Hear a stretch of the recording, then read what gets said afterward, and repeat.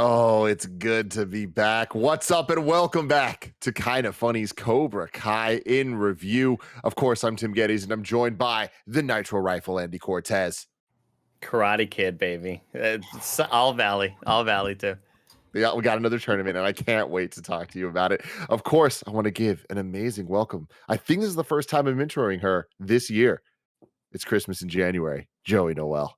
I'm so happy you let me crash this because there's no way I wasn't gonna. I've had so much pent up Cobra Kai energy since I binged all of it last year. I'm so happy to be here. Well, that's the thing. Yeah, like you hadn't even seen it last time when season 3 premiered, so you had a lot of karate energy leading into this season 4, and I mean, in some way, I envy you. Like I wish that I could have had that experience as well. Joining us, of course, once again is the producer / seducer Nick Scarpino. Top of the afternoon to you. I was so jealous because you and Josh were texting each other, and I hadn't started watching the episodes yet. And I was like, I don't know, guys. Maybe I don't want to watch this season. Then I watched the first episode, and I fucking mainlined the entire season in one day. Did you just say maybe I don't want to watch this season? I was like, I'll just keep it. Like I was gonna watch it, but I was like, I'm not, whatever. I'm not caught up in the hype. It's not appointment viewing. Exactly. And then Josh texted me, and I was like, what am I thinking? What am I thinking? Get back on the hype train. Cobra Kai, do or die. And of course, joining us on that hype train is the one and only Josh Makuga. Gentlemen, ladies, man, I have missed all your faces like you wouldn't believe. I'd like to point out something. I think, Tim, you might have gotten this feel, maybe Joey, Andy as well. Was Nick thinking he was like too cool? Was he like, is he too cool? He's changed a lot. He's outgrown it. You know, I saw it and I was like, I'll get to it. Like, I know I'm going to love it, but I'm not quite ready for it yet. And then the text thread started turning a little bit spoilery, and then I got scared. And I was like, I better get on this right now before Josh starts dropping some bombs in this text thread about things that are happening that I don't want to know about. So I got on it, and the first, it just speaks to the amazingness of this show that I'm like, yeah, I'll watch it. And then right when the first episode started, I was like, I am hooked. I guess here's my next 10 hours. Jacked back in 100%. Amanda doesn't get it. I mean, we watched. Listen, I'll say it on this show. I watch Emily in Paris. What do you want me to do? Okay, it's a lot of fun. It's a heck of a show. Okay, and when Cobra Kai comes on, and she walks into the room, she's like, I don't get this show. I was like, listen, I didn't get Emily in Paris at first, but if you really gave this the opportunity that it deserves, Cobra Kai will change your whole perspective, not only on karate, but living in the San Fernando Valley. Exactly. Oh, we're going to get into all of that, of course, because this is Kinda Funny's In Review, where each and every week we get together to rank, review, and recap your favorite movies and sometimes TV shows in cinematic universes. Of course, you can get it on youtube.com/kindafunny or roosterteeth.com. If you want to get it as a podcast, just search your favorite podcast service for Kinda Funny In Review, and we'll be right there for you. If you wanted to get the show ad-free, and if you wanted to watch live as we record it, you got to go to patreon.com/kindafunny, just like our Patreon producers, Molecule, James Davis at James Davis Makes, and Pranksy have all done. We appreciate you all so very, very much. Today, we're brought to you by MeUndies, DoorDash, and Chime, but we're going to have to get to that later because I can't wait to talk about Cobra Kai Season 4, released on December 31st, 2021, directed once again by the team of Josh Yield and John Hurwitz and Hayden Schlossberg, who have been doing the series since day one. Music once again by Leo Bierenberg and Zach Robinson, killing the game, up in the game in so many ways, bringing the hype this season, and I really appreciated that. But without further ado, we got to talk about this show. I'll never forget watching this for the first time a couple years back when Nick had been talking about it for years, and we were all in, every single one of us, like dominoes, just falling in like, this is the greatest show ever. But when we saw the teaser for this season and we saw Terry motherfucking Silver putting his hair in the ponytail, it was like, okay, wait, not only can they do no wrong, they can only do right, and they can only do it in all caps at all times.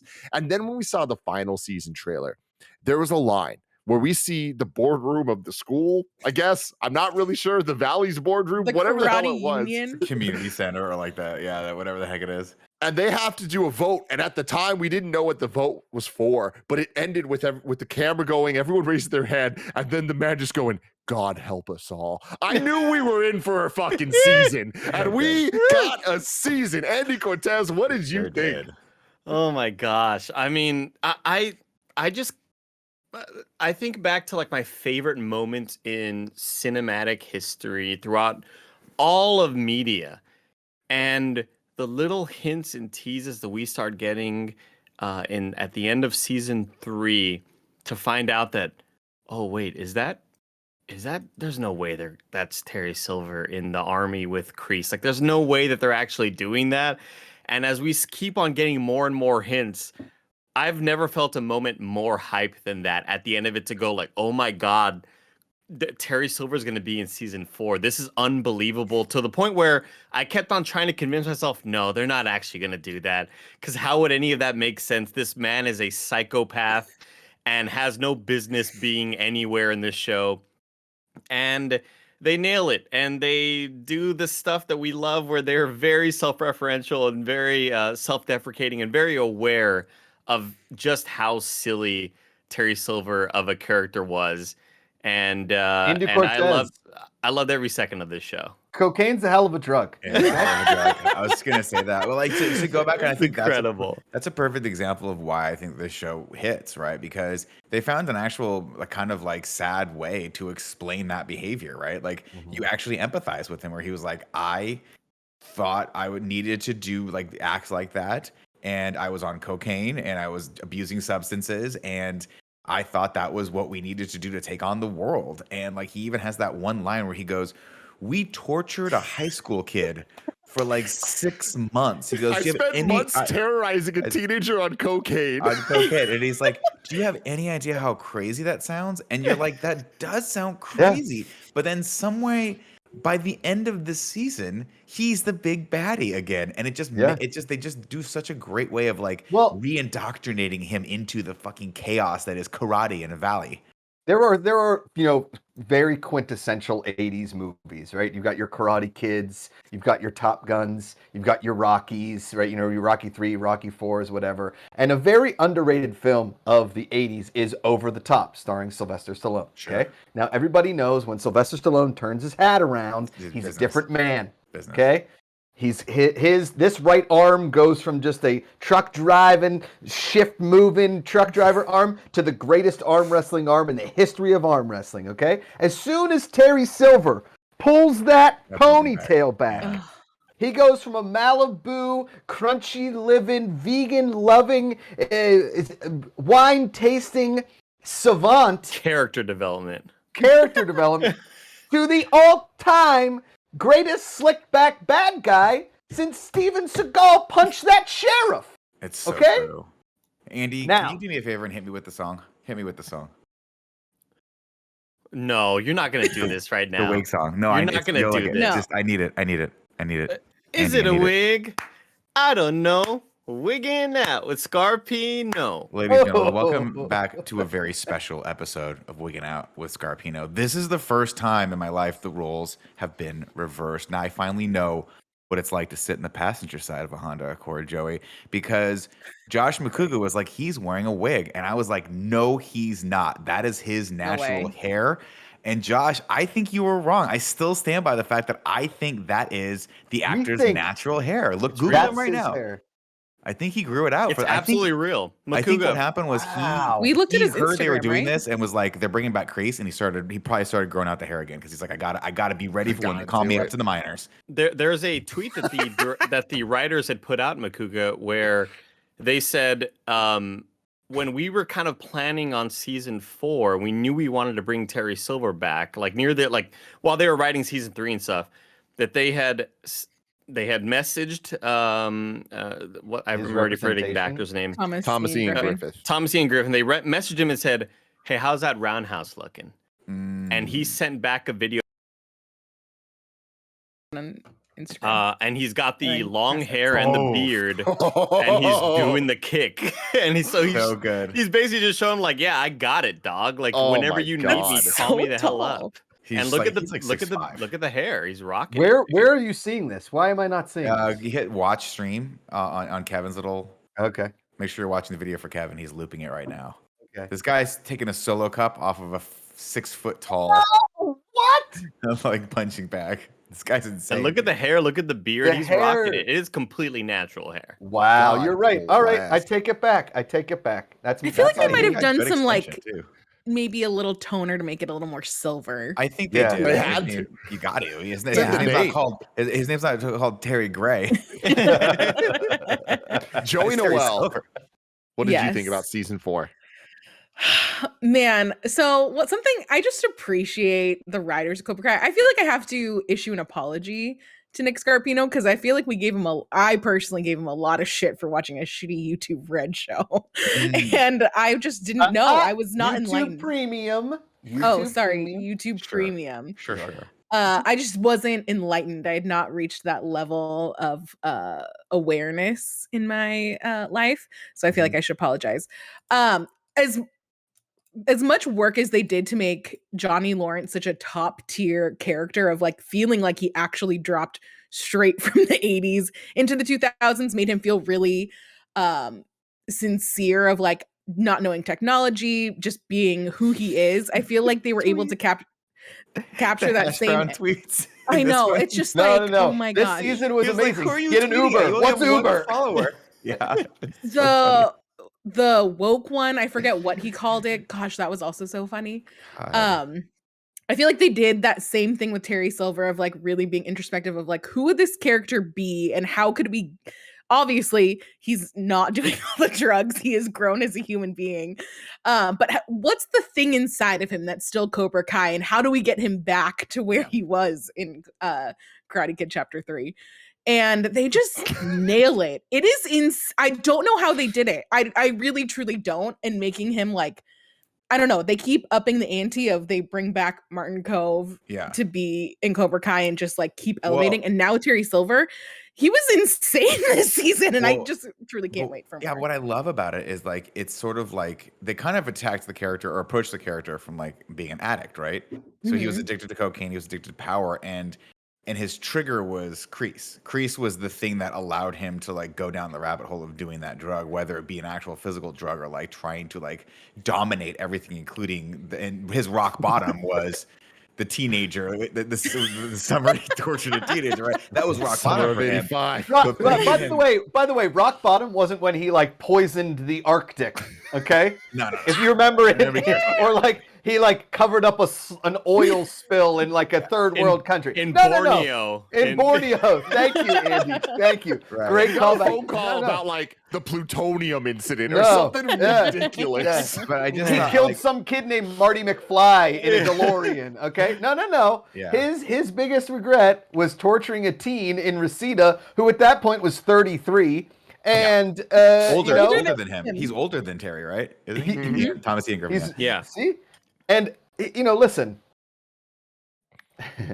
there's a magical moment, also that we're like calling back as the lovely Josephine, as I know her name is Joanna. Okay, but her name to me will always be Josephine. That's what I thought it was at first. Mhm. Is that not only is Johnny Lawrence like your quintessential, most well-rounded villain hero, maybe, and I'll put it out here, in the history of television. Okay? Yeah, history of television. This I'm is a bold saying it. statement. I Put mean, it you on know, the the, books. the reality is, like, episode 1, I rewatched episode 1 of season 1. Like, Okay. Johnny Lawrence is a racist bad guy, and we now love him. Love him. Love him. We Love love him. him because we get to find all these other characters who are the younger characters who can influence him. And so it's you're watching someone learn and like grow, albeit incrementally, because there is the moment on the lacrosse track field where he's like, where Baby she's steps like, on the bus. Baby like- steps off the bus. He's like, you get to hang out with lots of good-looking guys like my man over here, and Miguel's all like oiled up, and he's just flexing. And she goes, "I'm asexual," and he goes, "Yeah, he's asexual too." And Miguel's like, "No, Sensei, no, that's not what that means." just moments like that. That scene was incredible. But what I'm referencing is as they're wont to do in the show, which is so good, is just apologize for the sins of the past in real quick form, right? Is Johnny Lawrence goes, so they let you go all the way to the finals, right? Yeah. It's because that's something we're all like, wait a sec. He just goes to the finals because he won the year before. That was the funniest line. The laziest funniest writing line. in the history of movies. Yeah. He's like, that's I call bullshit on that. I had Yeah. because it's true, because he was the champ from the prior year starting in Karate Kid, and he had to go all the way through. He had to beat all these fight people. through. It's not fair. Yeah. It's not fair, Tim. This is why Johnny No, is yeah. the better of the two. This is why I always go Cobra Kai never dies. Dude, this season to me is really special because it continues to prove that this show gets it, knows what it's doing, and is committing harder than anything I've ever seen in my entire life. And that's why it works. And 4 seasons in, we're starting to see some retreading of familiar territory. And I don't think everything works. I think that halfway through this season, it kind of turning back into the Johnny versus Daniel stuff. I'm like, we've seen this for 3 seasons now. Like, There's only so many teams they can go back and forth between, Tim. Exactly. But I think that despite that little criticism, focusing on Terry Silver, like, you need an arc for the villain, right? Villains are interesting to spice things up. And this show is now just as much anime and just as much WWE as it is anything else. And it really, really, really sells it that episode 1 of this season focused so much on Martin Cove going to Terry Silver, calling him Terrence Silver. Like, there's just little things like that I'm like, oh, we are in for something special. And we really were. Seeing Terry kind of go from where he is in episode 1 to where we end this season, which is utterly insane when you think about what's about to happen with Terry Silver just now fully back as a full-on villain that's about to control the karate world. Like, I just love that we're there, and somehow the show still doesn't feel like it's going to sell out. What does selling out even look like for this? I don't know. The Carrie Underwood moment was a little weird. Whoa. I think that was intentionally off-putting. Okay. First of all, if you're going to deal with music, we first have to reference the fact that they mention Yacht Rock in the movie. Yeah. Or in the show with Christopher Cross, and Ralph Macchio says Christopher Cross was huge in the 80s, which he was, okay? The man's got an EGOT, okay? He's got Grammys, Oscars, Tonys, and Emmys. More examples of just phenomenal writing for Johnny Lawrence when Miguel ends up going back and mentioning those artists, and Johnny Lawrence being like, so good. Chris, he was never cool. What are you talking? Peter Cetera was never cool. Like, those moments were so good, man. Johnny Lawrence's writing, I think it is probably still my favorite thing about this whole season. I agree with Tim and Joey. You can only keep me invested so much with characters constantly switching sides. And I mentioned this in our last, when we did the first review where it was seasons 1 through 3. Character turns are always way more satisfying when you let them cook for a while, over several episodes, as opposed to 5 minutes and then 6 minutes later and then 5 minutes later there's another turn. Like, character turns always feel a lot better when they have time to cook for a while, and I feel like we are getting that less and less because maybe the writers feel the need to keep things constantly spicy. And those are the things that I can't help but roll my eyes at, because there haven't really, the way the character turns felt in the beginnings of the season when you go, oh no, now he's going to flip and this and that. Now it's just, it feels just very kind of like tired at this point. But what keeps me going with the show is just the interactions, and mainly Johnny Lawrence's writing is just an all-time high for me. But I mean, even the writing of some of the kids, like, I always know there's something special when I hear Nick's laugh when something is said, when I'm not with Nick. And when the kid says, he looks like a Highlander. No, the Highlander. There can only be one. There can only be one. But I love that because the kid, and correct me if I'm wrong, like, the kid saying that was referencing Terry, right? Yeah. Right. Yeah. But what I like about that is that, at some point Johnny made them watch Highlander. Like, that's the best part. It's like these kids don't know Highlander normally. No one would know them. It's because some old asshole like me like forced it down their throat and made them watch it. I mean, the thing that I think is you know, Tim, you said it in a text message. Is you felt like in the middle of the season there was some retread, but yes, I agree there was a little bit of retread. But Johnny Lawrence never backs off his convictions of like, hey, if you can dodge a wrench, you can dodge a ball, right? Yeah. Is if you can jump over this building, you can win the All Valley. Okay, it's the Rock. Which is insane that was what he had her do, and then she did it. Like the fact that she did it that episode, I thought, okay, maybe at the end of the season, there's gonna be a moment We'll she build fucking up does to it. You're like, no, fuck that.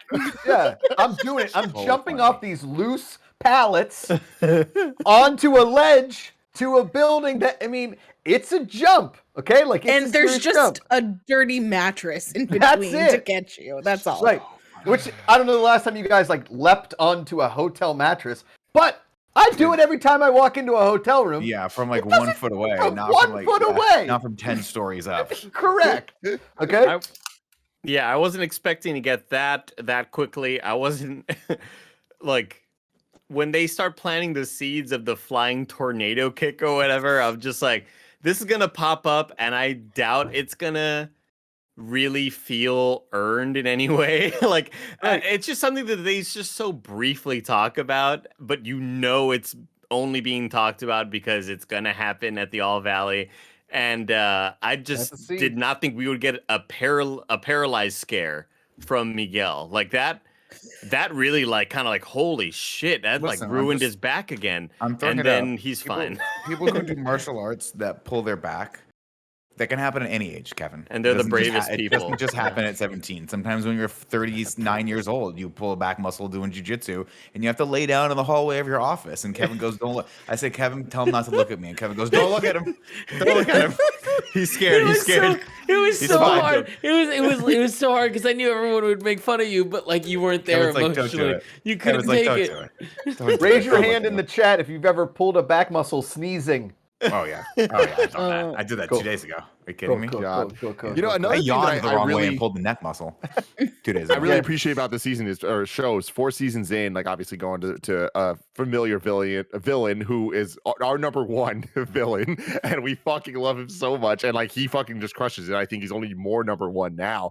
But in addition to that, kind of like fleshing out the cast a little bit more and like making me truly care and feel about newer characters, or at least characters that we hadn't really seen too much of before. Mhm. Like getting the introduction to LaRusso's son, Anthony. Like we've seen him before as like a background character, That kid but I now he's a love. full-on character and he's a fucking shithead bully.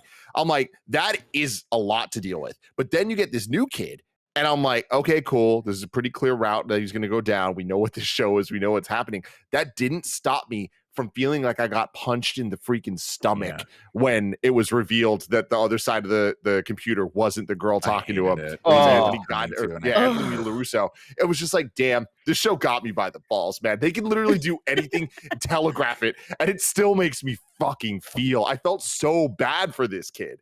I didn't have like a rough time in high school. I think because I'm a little bit older, like it was before internet bullying was like really cool, right? Josh, like I it was a still lot more before internet bullying was. We didn't even have the internet when we were in high school, apparently. Well, I had like in AOL in like freshman year of high school. I think. Yeah, you know, probably, like, but it wasn't Instant like. Messenger. But people Shut were up, just Tim. You dick. People were Josh. Back in that day, everyone was 99.9% focused on finding porn. Yeah, Nobody wanted to screw with 100%. each other. We were like, we're in this for one reason and one reason only. This is a Illicit totally separate material. show, but the day they made porn easy to find, that's the day they ruined everything for everybody. I mean, when it was hard, no pun Yeah, intended. Josh, regardless. Oh, okay. And I feel like Johnny Lawrence would have told you that in this show. Had there been like a Johnny Lawrence podcast, I'd listen to it, right? And his podcast, Oh, God. you know, like the Eagle Fang cast, he'd probably start in karate and then go off on a tangent about babes and Coors Banquet beer, whatever. Which, by the way, that scene where they're like, "Yeah, this beer's like $2," right? And he's like, "How much do I owe you?"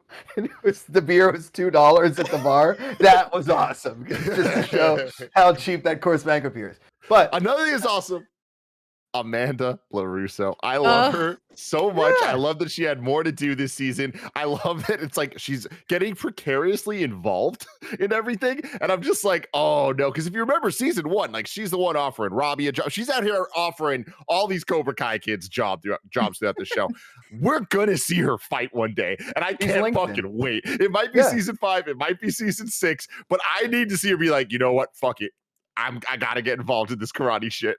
I Her loved walking. it. I was gonna say her walking up to Tori before the Oh my gosh. before the final match. Like I couldn't help but be like, this is absurd.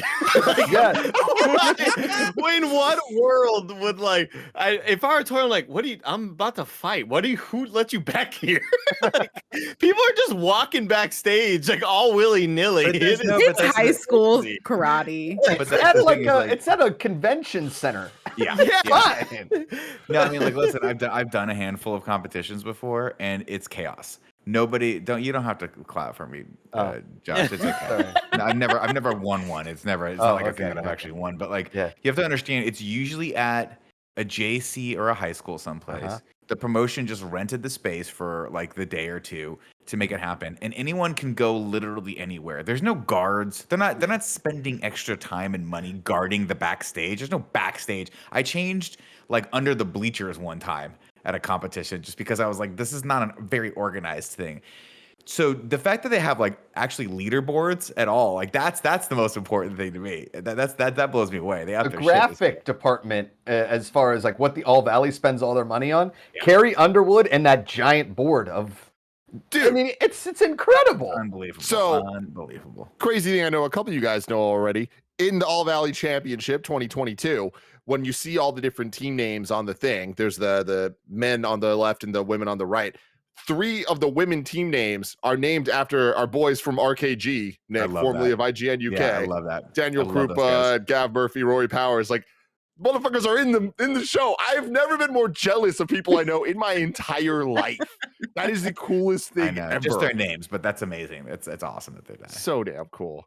What a tournament too. Like, I was gonna say, Tim, the entire time we get 2 whole episodes that are just tournament, man. When and episode 9 started, I was like, we're here. We're fucking here. And we're gonna see it all. They got weapons now. They're doing all this shit. I'm like, we're in for a treat. I love the outcomes. I loved seeing each type of rivalry and all that stuff.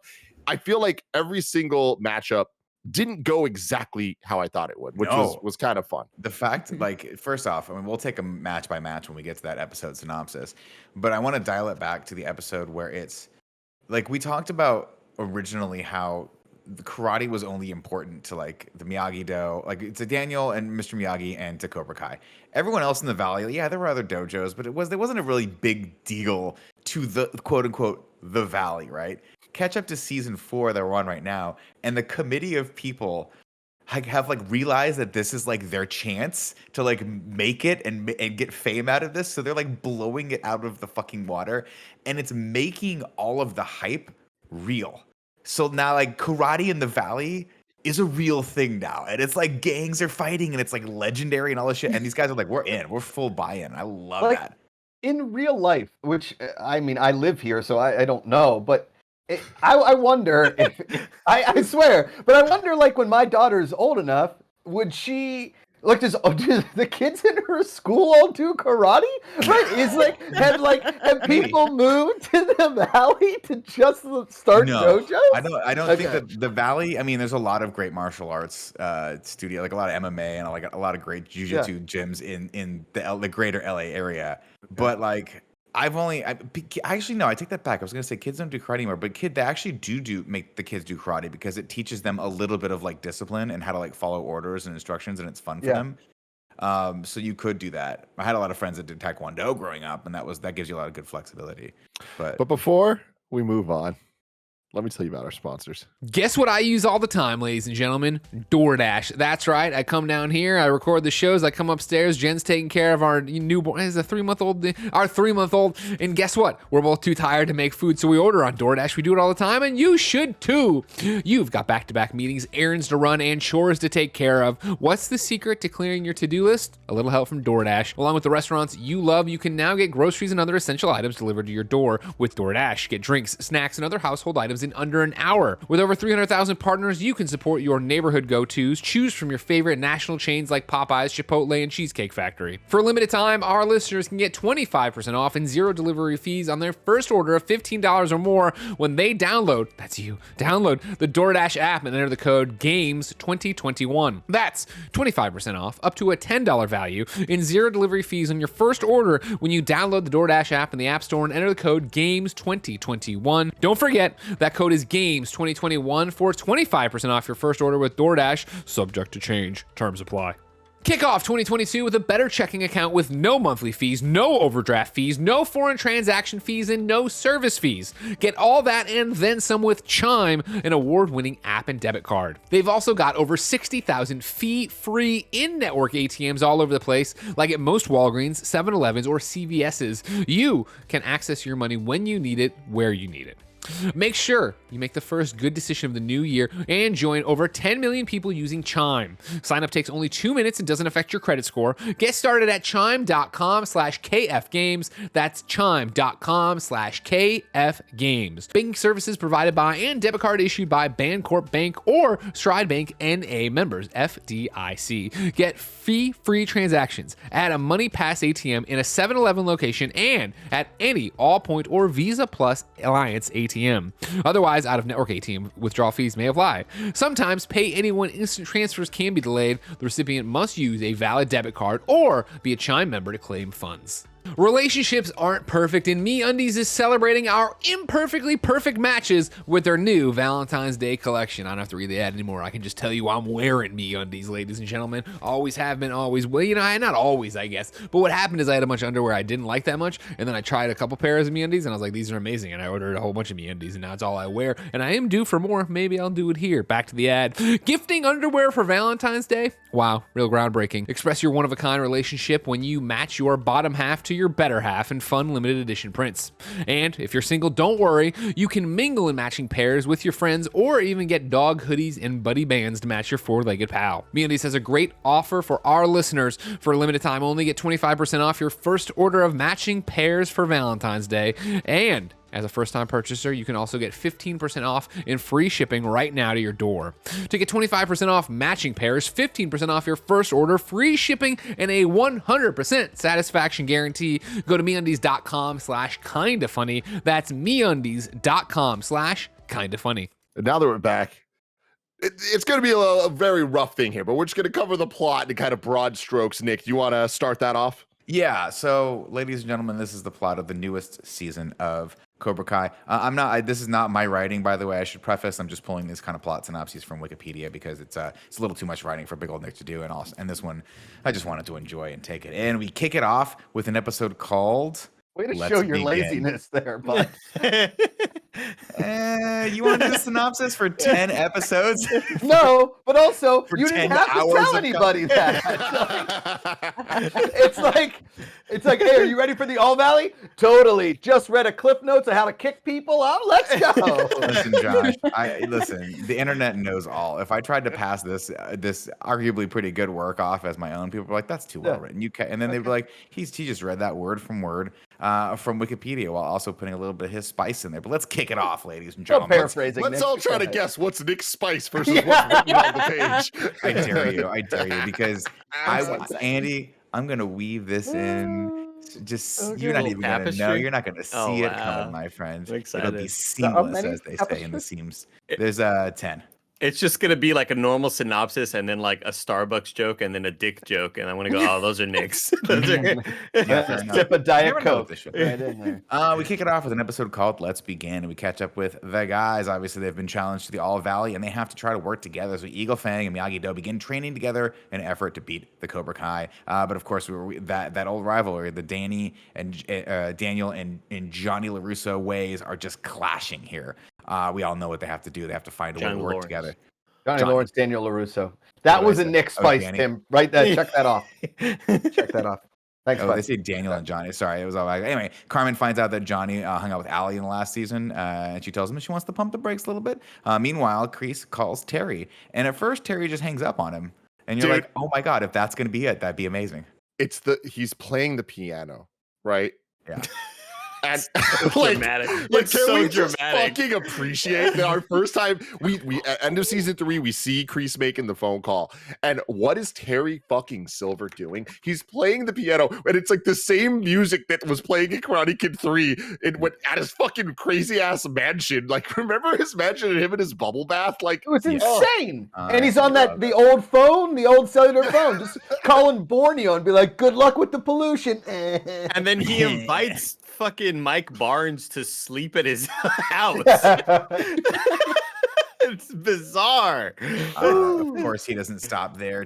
He goes over to talk to Terry, and Terry's living the life, man. He's living that yoga sweet life, meditating and all that jazz. And Terry's like, "This isn't you, man." And someone makes fun of your little karate thing, and Kreese is like, "I'm going to tear this fucking dude's face off right in front of him." I He even says saved so. his He's like, ass and Nam. he's like, "How badly did you want to snap that dude's throat?" when he made fun of karate, and Terry's like, "I'm not, I'm fine." And he's like, "Yeah, you're not fucking fine, bro. We're gonna go kick that guy's ass right now." Daniel proposes to Johnny that Eagle Fang should integrate into Miyagi-Do, but Johnny disagrees because they agreed to 2 dojos. They're gonna split it right down the center. Of course, I'm just like, why don't you guys just teach 2 classes a day? Daniel, you teach one. Johnny, you teach the other. One's defense, one offense. It's not that freaking hard. You guys don't It's have not to hard teach at all. together. Yeah. What a Yeah. simple Really pretty solution. easy. What a simple, solid Not that solution. hard, Daniel. You get an Again. hour and a half with the kids. Johnny, you get an hour and a half with kids, and it's pretty easy. Again, the whole time I'm watching with my dad, I'm like just like what we mentioned in the other review, like, man, if they just talk to each other. I mean, they try, and to be fair, it's like I think they do talk more in this season than they did prior. Oh, and not just them, just anybody in the show. It's like, Yeah. if there was just a line of communication, a lot of What they tell you about marriage is true in all things, Andy. It's communication, very important. Mm-hmm. You know, very important. because Tim knows. It's what's crazy is that there's a point in the show, and maybe you haven't got that to there, Nick, yet, just in the synopses. I haven't gotten your spice just yet. But you think that Eagle Fang and Miyagi-Do, like, you have your montage. You have your unity montage. You have your Apollo Creed Rocky 3 moment. And Which then they that referenced. doesn't happen. Correct. Yeah, you're right, Tim. They did. It's a great movie. Solid. A lot of balls in the shallow part of the ocean. We also catch up with Hawk, who is now trying to train with Wait, what? a lot of balls in the ocean. Yeah, Rocky 3, they focus the camera a lot on their junk as they're running through the shallow part of the ocean. Yeah, it's like, Kevin, it's very much like the guy, So like just the exactly cinematographer what was you like, said. Yes. Correct. the Thanks, cinematographer was like, I'm just gonna shoot him from basically the mid thigh to the to basically the belly button, and the director was like, I don't know if we need this much footage. That particular angle, and he's like, no, trust me, you're gonna want it. And he was right. They went to the dailies is what happened. It's sort of like in Labyrinth, is they were just showing David Bowie from the waist up, and they were like, listen, we need to see more of David Bowie's. I mean, it's a dick bulge is what It's it a is. massive. It is Same prominent. thing. Massive. Is that then Stallone went into the dailies, he's like, hey, it's good. We just see enough balls, so throw it in there. And Creed and Carl Weathers was like, I got a big, it's huge. Just show it. Just show it to everybody. Go for it. Boom. Anyway, back to Hawk. Sorry. On this, Hawk decides he wants to fight for Eagle Fang, and he wants to fight with this crew, but they're not accepting him because he was a dick for the last couple seasons to them. And he was like, listen, words, I think Daniel has a great part, or Johnny's like, words are cheap, actions, everything. And so he grabs a sledgehammer. You're like, oh shit, he's going to go bang up the dojo again and destroy it. But no, he's knocking down fences literally and metaphorically because there's a whole little back area that they could use to extend the dojo so that everyone wouldn't be on top of each other.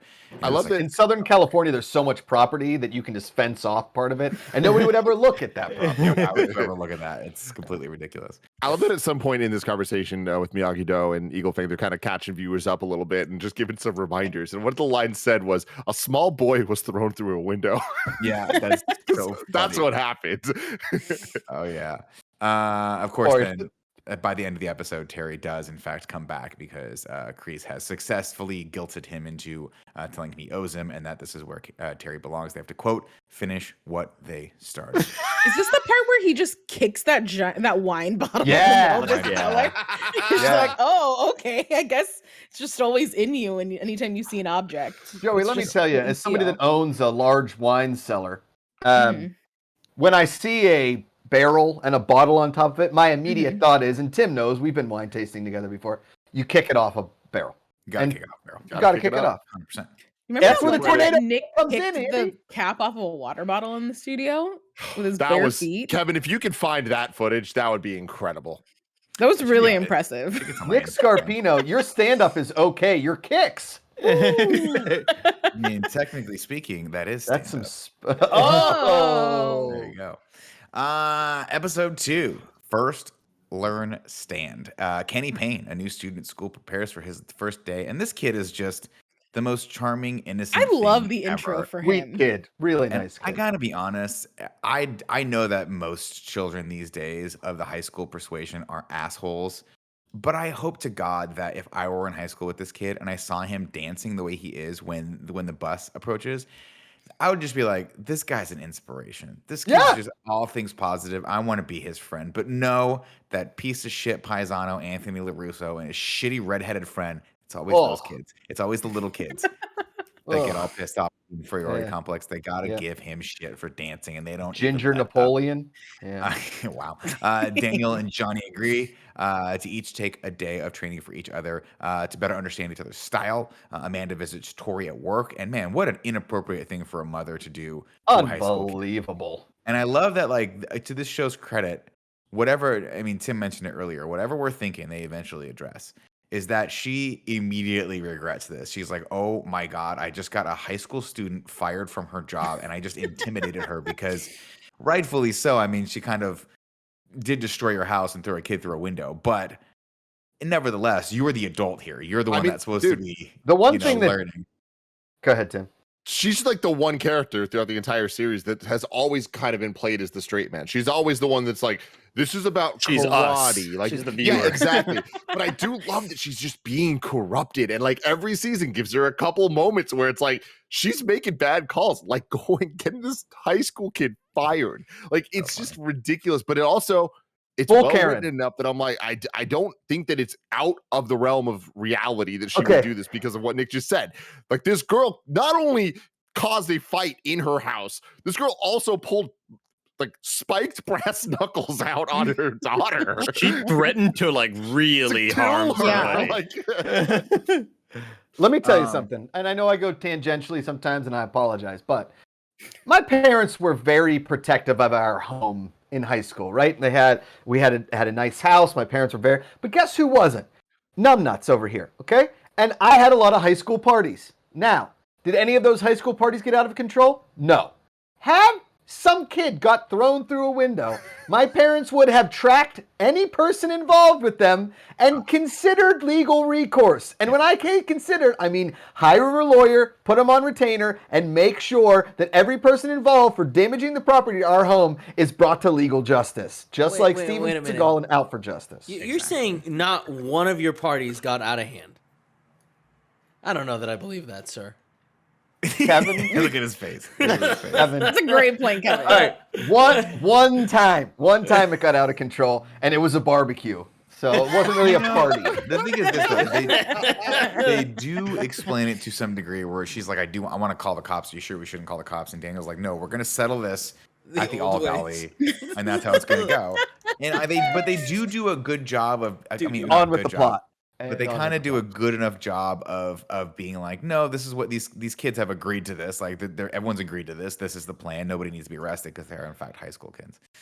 Yeah. But it is just funny that the adults are like that the adults just agree to it. Like, oh, you're telling right. you. It should just be settled on the even playing field of karate, not It's like well, the on top normal. of that too, it's like if you remember when like because this season doesn't really get into this shit that much, but like the reason that this is all even happening to begin with is that like Kreese was very violent with Daniel and Johnny at the end of the last season, like to the Yeah. point of near death. And then all of a sudden they just came up with this deal, and it's just like, yo, we're out of our league at this point, and they're just like, nah, it's karate, guys. It's karate. Just Plus, I so mean, we're aware, Kreese is 100% a sociopath, and in this season he becomes like a little bit less sociopath. It's still in there, Well, but it a I little think less. just comparatively. Thank you, Joey. Well said. Well, there was that moment where he realizes he's created the monster that is Terry Silva, and he's like, Yeah. "Oh shit, I've gone too far on this. Like, there's no pulling Terry back." And it's Yeah, a like lesson learned for him. we've never had a situation throughout the show where somebody does something extreme, because throughout the whole show there's always somebody, there's always immediately LaRusso, the young LaRusso kid is kind of regretting the way they're treating this new kid, and they all want to fuck with him, but then they'll cut to his face and he'll show visible discomfort in what they're doing. And as soon as Terry Silver does something, we haven't seen it ever in this show, but we finally get the glimpse of Kreese being like, "Oh, this is a little too far for me. This guy's I taking like it to the this." edge. They got to create some sort of tension between the two bad guys, and you start to sort of see that whittle down and get more and more intense as the season goes on. Andy, Well, it's Shawn Michaels and Triple H and DX, man. Yes, Where it's like yes. they're both the most badass motherfuckers ever. But it's like, but who's more bad? Yeah. And who wants to be more? I love it, man. I'm trying to think of a reference because I don't know anything about wrestling, but I trust you, Tim. Oh, And I nailed it. Okay. Robbie and Kreese continue training the other Cobra Kai students in Miyagi-Do, but with their own twist. Kenny's, Robbie Keane, by the way, really great performance this whole season. I thought he was. I like that kid a lot. Great actor. I thought Miguel had some banger moments too. Like, Oh, there's Miguel. a I mean, couple we ones knew here. that already, but Yeah. I don't think Robbie Keane was given, like he was just constantly kind of whatever. But this season, I liked him. He's all that and was like, oof, that did not I go well. know. I need to double down Gotta bring on this Cobra back, gotta Kai. bring this This back. is gonna be my meat and potatoes. Yeah, they should have just done that movie on TikTok. Anyway. Kenny's classmates, Anthony and the kids, trick him into coming into the park, and that whole scene is just guts you because you're like, oh, he's got a friend, and she's from the gym class, and He's she's in into cosplay. him, and they're playing, they're like vibing, and this kid's just too innocent to know that these other kids are screwing with him, and then of course he goes to cosplay, and they try to beat him up, and then we get an interesting scene here, right, where they're like, come on, Anthony, like show him some of that Miyagi-Do karate. And Anthony doesn't know it. And they don't know that he doesn't know it. So all of his insecurities kind of come out in this moment, which kind of explains a little bit why he's being a dick to this kid, because he knows he doesn't have the stuff. And he kind of strikes the pose and just doesn't get it done. And then Kenny ends up having to hide in a dumpster, unfortunately, which is really, really sad. And thus cements his full journey back to full bulliedom. And the cycle of bullying violence continues. Kreese confronts Amanda in a grocery store, making her feel sorry for Tori, as she should. It was a terrible thing to do. Daniel's Eagle Fang training leads him to fight with a hockey player. So this is the episode where they trade, right? Where Johnny has to find balance and Daniel has to find aggression.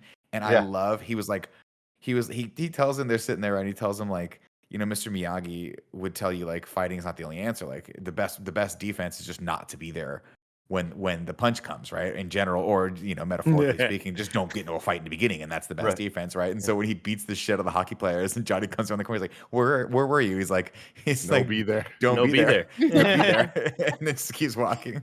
Pretty funny. That was really funny, and it also builds into the themes of the whole season and stuff. But opening the episode with Johnny kind of doing the Miyagi montage, and it actually just being the same montage from the Karate Kid movie with the same music, all the same things. And God, I don't know how we've just went 40 minutes without mentioning flashbacks and slow-mo, because if there's one thing this show does a lot and well is that. And my God, if there's ever a reference, don't worry, there's nothing you're missing. They're gonna let you know. They're gonna let you know. This is a reference to that thing. And I just love it because they commit so hard that it does that thing where it just pushes through, where it's like kind of like the rules of three of comedy shit, where it's like, okay, the first time was pretty funny, second time I don't know so much, third time you brought it back. With flashbacks, it's like the rule of 3,000 instead. And like it hits a point that it's just every time they do it, I just get more and more excited. I am under the impression that they're going to continue this show to flashback to every moment of every Karate Kid. Yeah, like they're going to get to every moment in every Karate Kid eventually. Because I'll tell you one thing thank right you, now. Tim. I'll tell you one thing right now. When you start hearing the music, the training music, I start crying. Every single time. It's good, man. Every single time it happens, it kicks in that like soft, like pan flute music, and they're like doing slow, and then you see Cobra Kai like, rah, rah, rah. So good. Amanda buys Tori some groceries, but Tori rejects them over at the car dealership. And I That love grocery that now. store was the worst staged grocery store I've ever So seen. bad. Oh. It was like, all right, put fruit here, and then we're only going to shoot from like right here. Yeah. And that's it. It looked, You know- it's so. You don't think they walked into a Whole Foods and were like, we're just going to steal this shot? I do love that everyone at the car dealership is aware of the karate shit and what's going on, and they don't want any part of it. Like, that guy's like, I don't want to be a part of this karate rivalry anymore. Like, leave me out of this. I love those guys. I love how like they're the perfect bit players. Where it's like they had enough to do in the previous season, so them showing up and just being peppered throughout this every time made me laugh. Yeah, I feel the same way about the older guy for Cobra Kai. Oh, What's his name? Stingray. Stingray, where it's like, I feel like this season I was like, I wanted just a little bit more of him, but I'm glad that we got any of him. No, and Stingray was appropriately used in this. God bless that actor. He's hilarious. Nick, you should be Stingray so for funny. Halloween. I know you're not as chubby as him, but you got a long enough beard that you could grow that little like You know what, braid Josh? thing out. By braid thing. Halloween, I probably will be as chubby as him. But I could always just glue that thing on. I can borrow some of Andy's hair and just glue it on. Okay. It'll be fine. Oh yeah, got that healthy head of hair. Kenny goes looking for help, and who should he visit but his older brother, Sean, who is in juvenile detention. He's like, I need some help. Like a cool And he goes, moment. I Great might twist, know a Andy. guy. Yeah. And it goes to Robbie. And I'm like, oh, that's so sad, because all he had to do was go ask other kids and go to Miyagi-Do, and they could have settled it right there. But no. Miyagi. How many times do we have to tell you this? Andy and I have been thinking about this for almost a year. Miyagi, not Miyagi. I'm sorry, I'm pronouncing it the Italian way, like Daniel Russo pronounced it for the first 3 movies. It's the Miyagi. When am I gonna get a scooter? Beep, beep. God, Jesus Christ. He said Miyagi like twice or 3 times in part 1. Maybe. Oh my god. Oh god. But I also earlier Makuga was talking about how they'll just have lines that explain away, or not even explain away, just reference the fact that they know that they're dealing with some ridiculous past shit. But I love that Daniel Russo was like, I forget the context of when he said it and who, but it was in this episode. He's like, yeah. So, I blew all the money. Like, I had money. Oh I didn't yeah, go to on the college. bonsai store. I was going to go to college, but I blew all my money going to Japan, and I went last minute. Like, literally, I bought a ticket day of, and it was for me and Mr. Miyagi. So we did that. Then I didn't have money, but then we started a store, and then I really didn't have money. I love that. What's scene. great is that like during that review, we're not the only ones who noticed this, but like that was something one of us brought up at least. did. Of like, man, can you imagine how expensive a last second international flight to Japan? Like, who the fuck can just afford that day thing? of flight Day of. to Japan So perfect. would have that- been like $5,000 back It's then. so perfect that they Which point nowadays out. is $30,000. Yeah, they absolutely will just point out, like, yeah, that is pretty wild. Like, that is a really expensive thing for a kid to do. Well, I love that, because that actually is in the next episode, right? So they all sit around the table. This is the dinner scene. Carmen has that great scene where she's like, I really like seeing these two together. And I do too, of course. You love seeing anytime Daniel and Johnny share the screen together. And they talk about how Sam might go to college and yada, yada, yada. But she's looking at this and that. And Miguel realizes maybe that's not going to be his path, given his family background and their financial situation. And then, yeah, I mean, Daniel kind of lays it out for him. He's like, I didn't go to college. Like, I spent all my money on a ticket to freaking Japan, and then when I got back, I spent the rest of it on a failed bonsai shop. And he's like, wow. And he goes, it's a lesson learned. Like, everyone's path is different. You have to find yours. You'll find yours. You're a good person. And that's really, really good. But of course, this starts another rift between Daniel and Johnny, because Johnny really is trying to be Miguel's surrogate father here. Which, just jumping ahead, I just want to say it now. It's just that like scene. the scene, man. The scene. Oh, it's just such a heartbreaker. And like they played it off so perfectly. Continue. Kenny goes to visit. And this is the episode also where Daniel and Johnny decide to trade students for the day to train them differently. Kenny goes to visit Cobra Kai, but Kreese rejects him as a student, saying he's too weak. Carmen has trouble with her car, and Daniel offers to have it towed and fixed. Terry visits Kreese and blames him for disturbing his peace.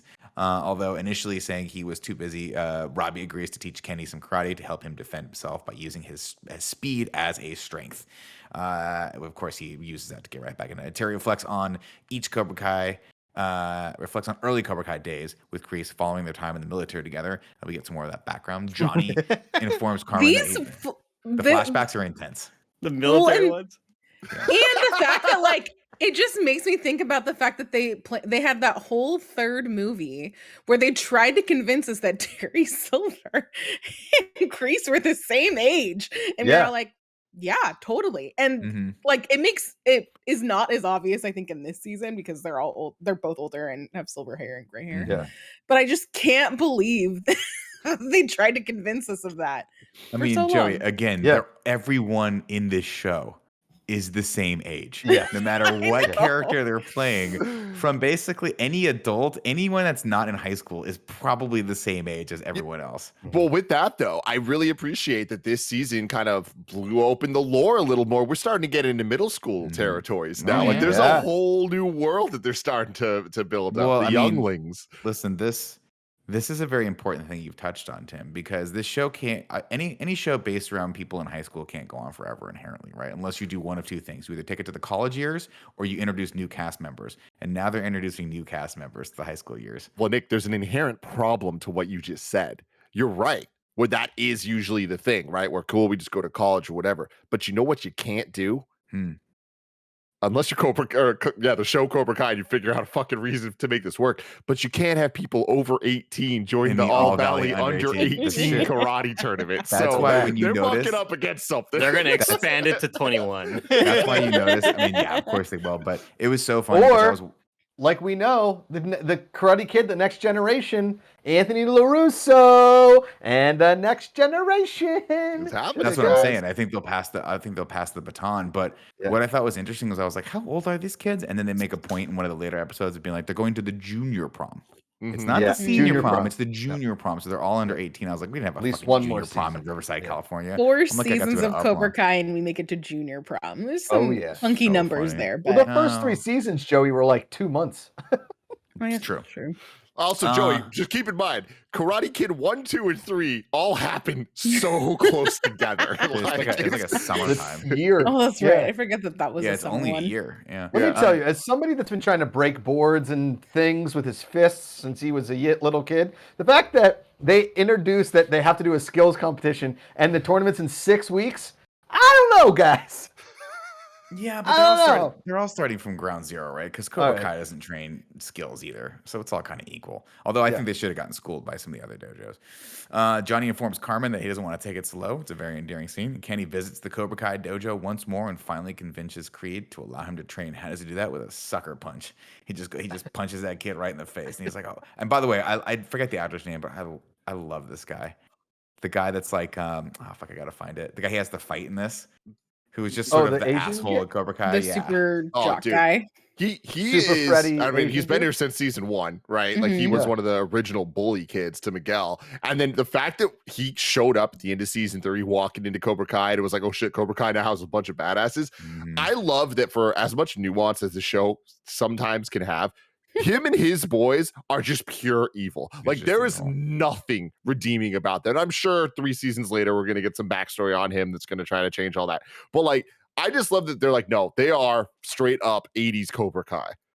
Tyler, his name is his actor's name is Joe Sayo, but the character's name is Kyler, which is like what a perfect name for that character. Tyler's It's definitely such a bully. shithead name. Yeah. They Sorry, couldn't make if it you're all out the way there to listening Tyler. to They stopped at K. If you're listening to this and your name's Kyler, you're the exception. Let's see. Kenny visits. Okay, and the next episode, Bicep Holly, I think is what it's called. Bicep Holly. It doesn't matter. Johnny gets frustrated with Daniel, and when he and Miguel begin to get closer, Kenny's middle school gets tougher. Gets a tour of the high school where he runs into some Miyagi-Do and Eagle Fang students in the bathroom who encourage him to leave Cobra Kai. And again, this was a teaching moment. They could be like, oh man, you're too young for that. You should come over to art. No, but they were dicks to him, of course. And it's like, well, this is the problem. No, just communicating. Let's see. It's gang warfare at this point. It's true. It's true. Kreese introduces his students to Terry, informing them that he will be joining the dojo as. Have you guys seen the newest edition?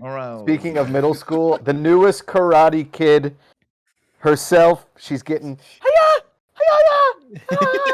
I can't handle it. She's getting good at kicking, Sorry, I can't Amanda wait just till we walked can in. get her one of those really cool sleeveless geese. Oh my God. Oh. Let me tell you. Let me ask you this question, Andy. When the tournament started, and Miyagi-Do comes out, and they've got the traditional white geese with the black belts and a little pop of orange in the collar, and you're thinking, okay, that's pretty cool. And then of course Cobra Kai comes out in the traditional black with gold geese sleeveless. Was part of you like, I hope Eagle Fang is wearing a red gi?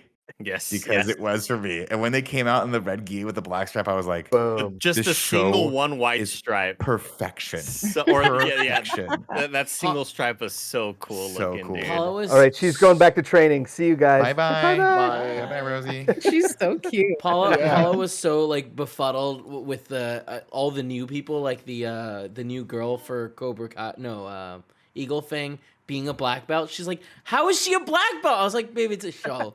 She's like, no, you have to train longer than that. I was like, I know. Way sweetie. longer. See, Yeah. I love that now we're- character. Now we're getting into the meat of it, Kevin. You can't learn karate just by watching someone do karate through glass and mirrors. Right? It just wouldn't have fucking I mean, you can worked. read it from a book, The though, right? basis of Teenage Mutant Ninja Turtles, the movie, is completely flawed. Okay. Let's see. We go back to it. Kreese introduces his students to Terry, informing them that he will be the new sensei. Carmen wants to tell Miguel about their relationship with Johnny, but he disagrees. He wants to wait for the right time. He tells Johnny to let Miguel know when he is ready. Tori begins her new job at what we think is Strip club. an adult Yo. entertainment club. This was a lot to handle. Yeah, that got I real know. sad. The We way they shot it, got so hard. yeah, and that's the thing is like they got us all.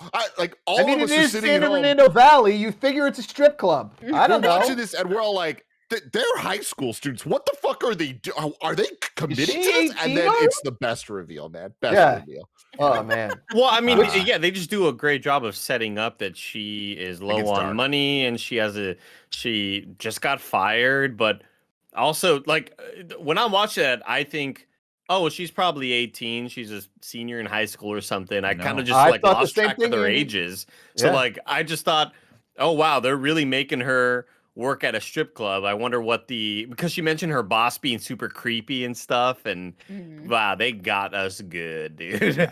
As She's somebody at- that's been to a lot of like kids' birthday parties in the last Oh. few years, because all of my friends are having kids, every time those princesses show up in like a Mini Cooper, and they're like, "Oh, don't let any of the kids near us. We can't let them see us get out of our car." I'm like, how do you get here? What? Never mind. Like it is some kind of economy that I don't want to know anything about.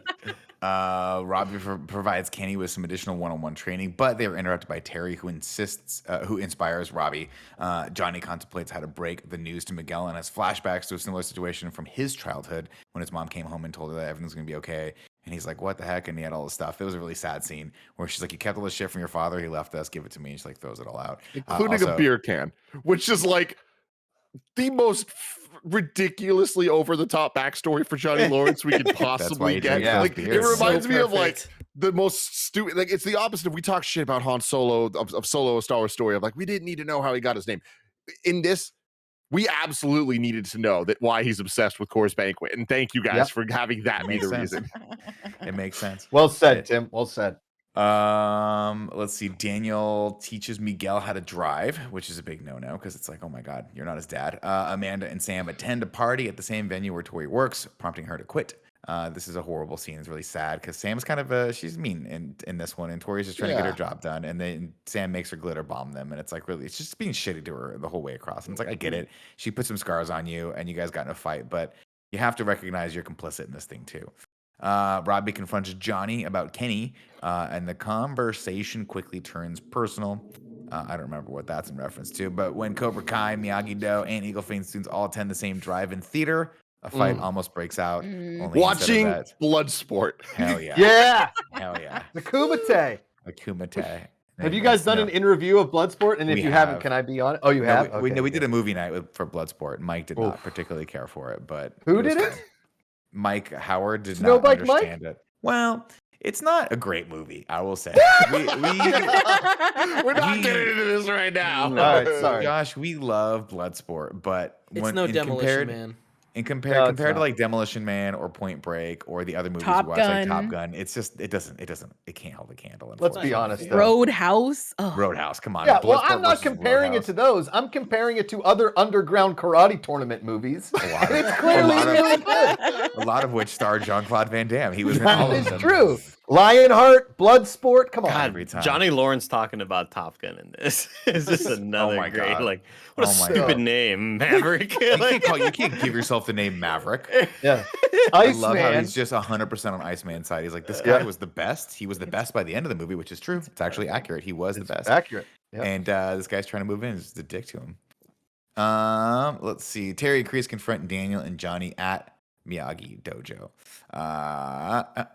Terry attempts to apologize to Daniel and asks him and Kreese to leave, while Kreese admonishes Johnny for playing second fiddle to Daniel, planting some seeds of doubt.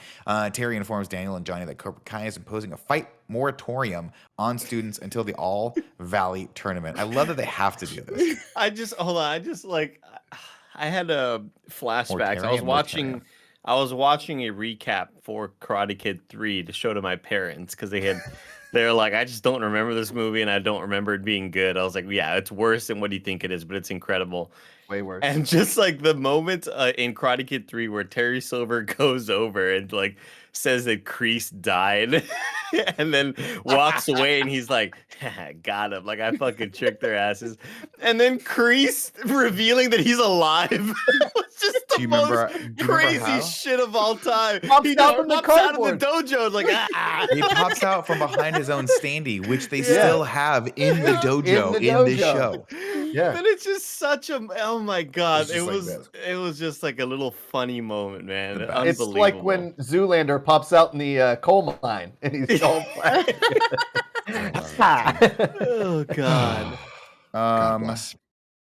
Let's see. Johnny disagrees and proposes a tournament style. Excuse me. Daniel tells Johnny about his history with Terry and suggests that he take over the training of all of their students. Johnny disagrees and proposes a tournament style fight between the two, with the first to 3 points taking over the whole training for everyone. Johnny prepares for the fight while Daniel tries to find a way out of it. Of course, this is where we get the great Johnny tweet, where he wakes up and he's like, I'm sure he's gonna wake up and sleep it off. And no, he tweeted, and it's all the students know about it, and they all want to watch their senseis fight.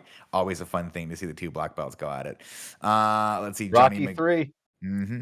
Johnny prepares for the fight while Daniel tries to get out of it. Daniel and Sam, Johnny, and Miguel, as well as Terry and Kreese, each have disagreements on the best way to train for the All Valley. The Cobra Kai students retaliate for the events that followed the drive-in theater, escalating by shaving off Hawk's mohawk. So of course I glossed over it, but they tricked him into getting sprinkled, and then Johnny was like, "What are you talking about? You picked a fight, you didn't show up." And Daniel was like, "That was a great way to handle it." And they're both wrong because they should have just not gotten into a fight to begin with. But then shaving Hawk's mohawk, I'm like, I'm pretty sure that is an act of aggression. Thus, the moratorium is now off. I like that they also like went his length of hair. Just they put up like they was like, here, let's just do a 4. Yeah. We don't have to like shave it all the way down. We'll just give him a 4. We'll miss some of it. We'll just do it. They didn't give him the full cut. It's like, hey, we're gonna respect your actual length on your side so that we can match it if we're barbers. But don't worry, you're gonna look fine.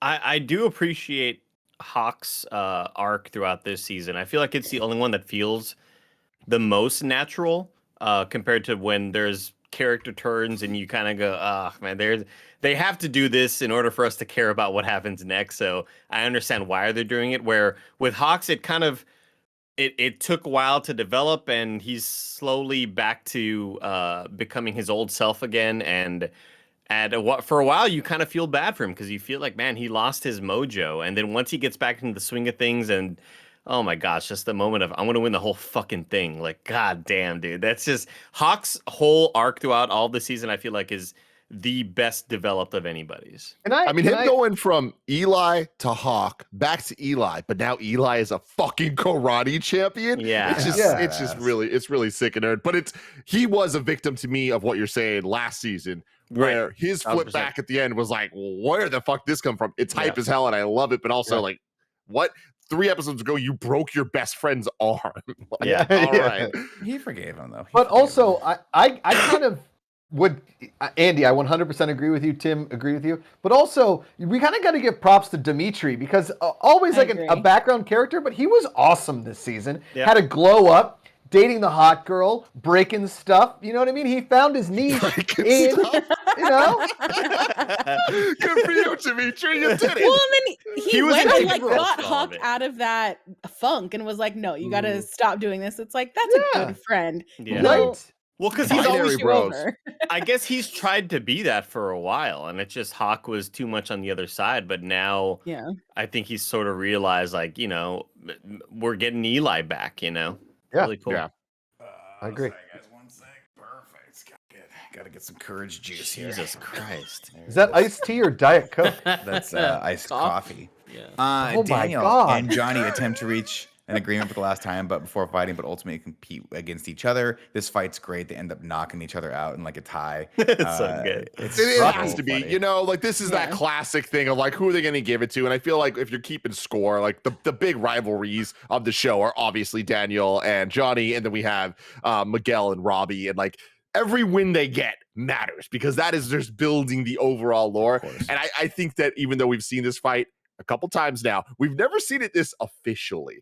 And so I kind of appreciated the whole setup of it, the way they did. And I thought that it was very fun, and them ending the way they did. I like Check it. the agree. replay from another angle. He's like, Sensei, there are no other angles. Golly, yeah, the ending of this just a big laugh out loud moment for me, Yeah. as are many of the Johnny Lawrence moments. Yes. Oh, also, I do also want to point out when they are sort of having that disagreement, I also got a big laugh out of Daniel LaRusso kind of noticing what his students have been learning and being like, have you learned any defense? Like, what the fuck is Johnny Lawrence teaching you? And I Zero just love defense, his all offense. I love his disgust with Johnny Lawrence's style and the Eagle Fang style, and that shit just always makes me laugh. But the great way that ties together too, right? Where he's actually kind of wrong because Johnny's style is, while all being offensive, does work. And we see that at the end where it's like the one person who can, like, what is it? Was it Tori? No, I think it's Hawk, right? Where he's like, Sensei, I don't know what to do. He's like, both styles. Like, you've Yeah. trained with both people. And so you actually are the best fighter on the mat right now because you're the only one that has like the full round of No. everything. Or was it Tori? I forget what No, it was. he said that to his daughter, and they also said that to Hawk. Because Right. Hawk's Because they were telling her to make it her own. yeah. Yeah. Like, meld the two. No, yeah, but Nick was right about Eli, yeah, because he mentions like, look, Eli or you Hawk. Oh yeah, you're right. They're the Same same They're the person. same Oh person. yeah, you're right. You're right. I will speed it along here a little bit. During the All Valley, in the next episode, during the All Valley board meeting, the members of the board agree on nearly every aspect of the tournament before finally coming I to a love consensus this change. board meeting. Me too. It's awesome. Seriously. These guys are great. So good. No, honestly, like Uh, so the I think it was in the last episode where we get the Kreese dinner scene, Yeah. right? Where it's Kreese and Silver kind of like out at a restaurant having dinner. That whole back and forth was fucking incredible. I love how they both kind of fear each other, but like in completely different ways. Like they were just not on the same wavelength. And I really like how they did that. I liked the flashbacks to the Karate Kid 3 of everything he did to Daniel and how fucked up it is. And like just kind of dealing with the entire perspective of aggression between the two of them. And I loved all that stuff. And yeah, starting episode 6 with this whole conference, I think this is one of those scenes that lacks action. There's nothing crazy happening, but I'm gonna rewatch it a lot. Like there's a couple scenes of Cobra Kai I go back to. Obviously, it's the hallway fight, the Christmas fight, all that shit. Hallway fight. This scene, I just love how ridiculous it is, and it's just dialogue. That you What- need this size of a board of directors for a teen karate tournament is really amazing. It You really really don't. reminds me of some of the more over the top parody moments in South Park when you Yeah. have a group of characters taking something way too serious and it's so over the top and it's like what, like nobody should care this much about it, but I kind of got that tone and got that vibe from this and I love Well- it. I love how serious all of it is. Wasn't it last season when they were like, "We'll never get the obsession with karate in the valley anyway"? It was kind of like Yeah. a nice little like how they do that in this show. How we kind of talked about how I was on cocaine. The one thing I will say about that dinner scene, Tim and you, like I love their back and forth. All right, I've worked in bars and restaurants for like around 15 years of my life.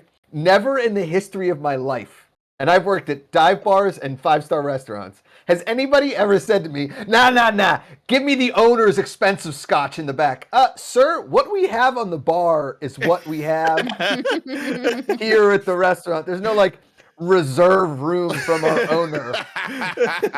So I would have gone back. Like if I get yelled There's at no by a secret man. menu here. So No. this is a cheesecake factory. We don't have- Like if Yeah, I went so- back like that, I get yelled at by a man with a ponytail at a table. I'd go back to the like, hey, does like Tim have scotch back here that like we should know about? We don't do that, right? Just bring him, bring him to Woodford Reserve. He won't know. Yeah, the difference. Those guys exactly, are a lot of exactly. cocaine. Yeah. Miyagi-Do and Cobra Kai embrace the changes quickly and begin strategizing. Meanwhile, Eagle Fame are reluctant to accept them, but begin looking for female members to join the dojo because now, of course, remember, they've split it up into male, female, and they're going to have the skills challenge as well. So there's going to be 3 of those, right? Yeah. Tori argues with her aunt who wants her mother's disability checks. Tori turns to Amanda to help, but when she wants to re-enroll in school, but needs her to agree, and Amanda, of course, does. Following the shaving incident, Hawk decides to quit karate despite Dimitri's pleas to continue. Johnny and Miguel convince Piper, Moon's ex-girlfriend, to join Eagle Fang. Sam agrees with Tori. Sam disagrees with Tori returning to school, leading to an argument between Sam and Amanda. Daniel confronts Robbie in a convenience I also store. felt really bad for her when she walked in and saw Tori and Amanda talking, and it's just like, Mom, like what Yeah. the fuck? I You totally have this agree. girl who like scarred This is me, my just enemy. like chilling at our house. Like what the But fuck? This is where, as a mom or as a parent, you take the 2 kids and you go, hey, like you tell your kid, hey, we're meeting at a Starbucks, right? Let's hang out at a Starbucks. And when you show up, Yeah. Tori's there, and you sit down with both girls and you go, hey, we need to talk this out like adults. I know you are underage women, but you're close enough to 18 to be responsible for your own actions now. And if you throw another, kid through a window, you're going to go to real jail. It's not going to be juvie. It's going to be federal jail. So let's talk at a Starbucks. Lattes around me. We're not leaving this table until you guys squash this thing. That's Yeah. what you should do. But that's not Totally. a fun fucking show, ladies and No, gentlemen. it's that's not. the Cobra Kai way. Nope. I And digress. that's I feel like that's kind of the trend with all of the kids is all of these not even but like adult teenager relationships where like different people are threatened in different ways by all the other ones that are like evolving, because you see that with Johnny and Miguel, and then Miguel and Daniel, and all of these different things. So I think it's interesting to see it from the girls' perspective because it's been so focused on like the different guys' relationships this whole time. Daniel confronts Robbie in a convenience store, and fails to have him stand up to Terry. Piper joins Cobra Kai instead, which discourages Johnny. Sam visits Aisha over in Santa Barbara. A little cameo from her, which is cool. And I I'm not love sure- that they treated this like Ali from Karate Kid Yeah. 1 was returning. Like they treated this like Yeah. it was a fucking moment. And you know what? Good for them. I was like, oh shit, yeah, she's here. Forgot about her. Where'd she Oh. go? I had also Yeah. forgotten that her parents had gotten so fed up with all this that they took her out of school over all of this that's- karate that's the drama, right and thing we're to like, do. no, Well, we're I moving. mean, pretty responsible parenting that there's like a karate gang fight in their school. Yeah. Like, I don't know. Like, there's a lot of parents that would be like, maybe it's time for private school. For sure, you're changing schools. For sure. Well, I Uh, think this is also kind of more of a response from the writers and directors, right? Because they had taken her out in a fairly unceremonious fashion, and she had mentioned in different news reports and different interviews that she was kind of really relying on that paycheck for what would have happened if she would have stayed on the show. Mhm. And Oh, dang. I think this was just kind of the directors and writers being like, no, she's still here. It's all good. Like, she's back. Sorry, guys. We fucked up. We shouldn't have taken her out with really nowhere to go. Following encouragement from Miguel, Johnny continues his recruitment. Hawk returns to Miyagi-Do after a conversation with Dimitri on Tori's first day back at school. Sam threatens her. And I think this is the episode where they go to the school to recruit No. This is the next episode, Minefield. In the locker room, Anthony steals Kenny's clothes to embarrass him. As Johnny prepares to tell Miguel about his relationship with Carmen, Miguel begins to suspect the relationship himself. Not that hard. Daniel finds Kenny's Cobra Kai hoodie in Anthony's room and questions him about it. Anthony lies about Kenny, telling his father that Kenny, in fact, instigated the fights. Of course, Daniel's like, oh no, this is, we've got to squash this right now. Kreese and Terry, based on a bet they made, train their students to use weaknesses in their opponents to their advantage. Carmen and Johnny finally tell Miguel about their relationship. Miyagi-Do students and Anthony begin weapons and skills training for the All Valley tournament. Johnny introduces the Eagle Fang students to Devin Lee, the new female member he recruited from the high school debate team. She's awesome in this. She's awesome. I think She was great. I don't More know of if we her in already, season 5. yeah, I don't know if we already went past the scene where they were recruiting people at the during like PE or during like the soccer field. the soccer field, but that was just a hilarious scene. For I do want to point out I am glad that we didn't get an immediate turn from Miguel. Give us at least 20 minutes for you to be cool with Johnny dating your mom, because I was like, here we go. Here comes the like, how dare you? Rebellion. The angsty thing. Yeah. Sensei, I can't believe you do this, Sensei. Like, I'm just so glad they didn't do it right there. I'm glad they gave it time to breathe for a while. But yes, Nick, the sequence with them at the school and him mentioning, you come join our club. Like the girls running on the track and him being like, oh no, sorry, that sounds terrible. It's very, very good. And I love that I think they're talking to Piper or whoever they're trying to recruit, or maybe it was Sam. I can't remember, but either way, they were like, she was like, yeah, I just heard some creeper was like walking around the field trying to like talk to all the girls. It was weird as fuck. Johnny or Whiskey, let's see, going back. Miyagi-Do students, yada. The new female member they recruited to Eagle Fang High School shows up. Johnny refuses to let Miguel train because due to his injury concerns. Daniel becomes disappointed after Anthony takes shortcuts in his training. There's that great scene where he's like, you have to wash all these cars, and he comes back, he's like, holy shit, he did it. And of course he didn't, he task rabbit it, which is smart, but kind of missing the point. Yeah. Miguel doesn't like that Johnny began treating him differently because of his relationship with Carmen. Kenny fights off Anthony and his friends, leading to Anthony's suspension. That's a great scene. We should talk about that. Where that's very Karate Kid 1, like running through the school, you know? But it was a trap, right? Because he just wanted to catch him in a place where it was dark and then just beat their asses, and it feels so good. And of course, they all get in trouble until, of course, this is like a horror movie. Yeah, it really was. It's like that scene in Batman. The first Batman, he's like, he's here, and he's just like taking people out in the shadows and stuff like that. But I like he's beating the fuck out of these kids. Yeah, he beat their asses. But he also, I like that he doesn't get in trouble because the principal's like. He brings in Daniel and Amanda, and he's like, I think everyone that was, responsible for this should be prosecuted to like the full extent of the law or whatever you can. Because I'm so glad you agree with that. Because Anthony's suspended. Like, what are you talking about? He's like, do we have fucking footage? Like, we have video footage of these kids chasing after it's 3-on-1. And Daniel's like, oh man, that's annoying. My kid is a bully. Kid. He's a piece of shit. That kid. Meanwhile, we all know Daniel LaRusso was part bully in Karate Kid 1. That's another story for another day.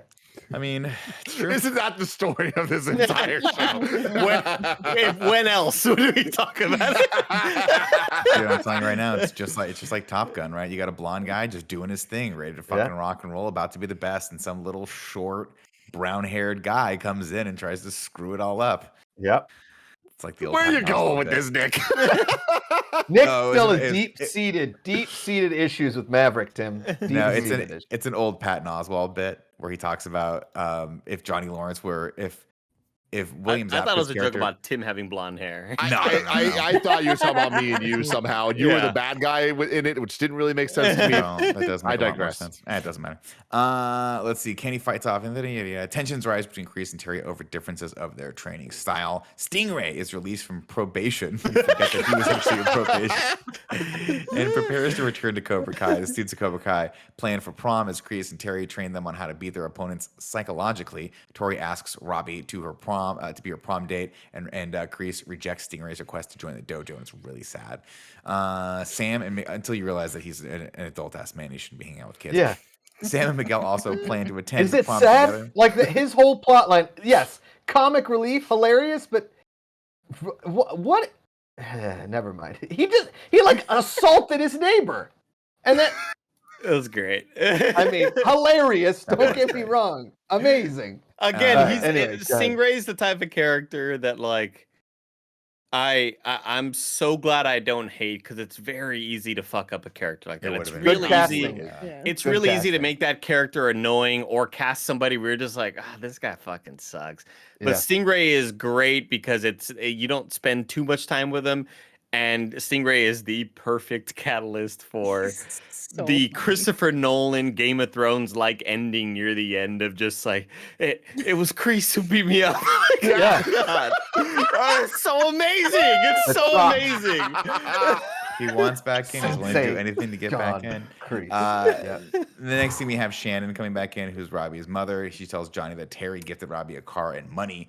Tensions rise at prom when Sam and Miguel become annoyed at Robbie and Tori. Let me tell you, this intro, that when these kids pull up, Robbie and Oh my Tori are gosh. looking Killing it. good. Crushing. Looking good. Thank you, if- Joey, for saying it. Hot. HAWT. Yeah. That- Oh, Either of hot. these people were my ex, I'd be like, my They God, got that therapies money. the They whole got night. that Terry Silver money. Got that Terry Silver money, man. Cheddar. Straight off the people of Borneo. Terry proposes moving Cobra Kai to its original location, and it's hilarious that they actually like filmed that. Daniel's cousin Vanessa, a psychology student, blames Daniel and Amanda for Anthony's behavior. AKA Julia Macchio.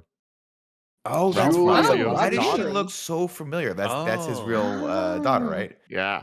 Yeah, that's cool. Badass. I remember, I was like, God, she looks Nicely really familiar. done, That's awesome. Timothy. Mhm. It was great. Mhm. I was like kind of weirded out that she had as much influence in this sequence. Like, but I thought she was good. I don't know. Terry attacks Johnny to show Kreese Wait, his hold on, real loyalty. quick. That scene was so my cousin Vinny. Like, I really I enjoyed loved it. it. Well, yeah, he mentioned Marissa Tomei. I love it. Kreese, however, forces Terry to let Johnny go. He's like, this is not where we're going to do it. Stingray hosts an after party where a fight breaks out between Sam and Miguel with Tori and Robbie. Anthony Prom fight. Yeah, it's a prom fight that goes into the pool. And then, of course, when they're all wet, everyone just starts jumping in the pool. And it's like, this is fun. This is How it does should be. Stingray not get in trouble for this? He will. Thank you, Kevin. Thank You're you. welcome. You're welcome. He just beat that dude's ass. And I can't remember what that actor's from, but he's always that He's bit from actor. a bunch. He's that guy. He was in He's I, in everything. Tonya. Oh, yeah, that's right. Oh, but yeah, feel he like- was. I feel like he's somebody that got I don't He's know, in a got commercial I beat saw. up by somebody in Breaking Bad. I don't know. Who was he? Wait, in wasn't I, Tonya? Stingray also in I, Tonya? Yeah, Stingray. Yeah. Oh, sorry. That's what I thought you. That's No, what I no, thought no. you Yeah. were He was in Richard Jewell, or was he in both? No, Oh, he was in what? both. He's in both. So Stingray was in both. I'm talking about the guy whose ass he kicks, who's like that dorky looking, like The Neighbor. he almost looks like he's from Ocean's 11. Like I Yeah. forget don't what the remember. actor's Oh. name, but he's been in a ton of stuff. The prom scene, a little fun fact here. In the prom scene, Robbie and Tori danced to a song called In Your Eyes by The Weeknd. In the prom scene from the next Karate Kid, Julie and Eric danced to a song called In Your Eyes by Peter Peter Gabriel. Escobita. Oh, Mm. I would have Yeah. guessed Peter Gabriel. Too. just I would've wait thought Peter until Hillary Swank comes I back. know, swank it Oh. up. She gotta needs to take be it. Hawk's mom. She just has Oh, We got to take bets. We got what to if take bets on Bad who's Boy coming Mikey back. Barnes and Oh my Hillary gosh. Swank are married? No, She- first I mean- off, that's not going to happen. But second off, Barnes is What, coming what about back. what about Oh, the yeah. Delta Text, right. Force squad from the Hillary? Oh, Swank they're movie? coming back, Walter Andy. Goggins, man. Coming back. Put Oh the my berets gosh. on. Let's punch a hole in the world.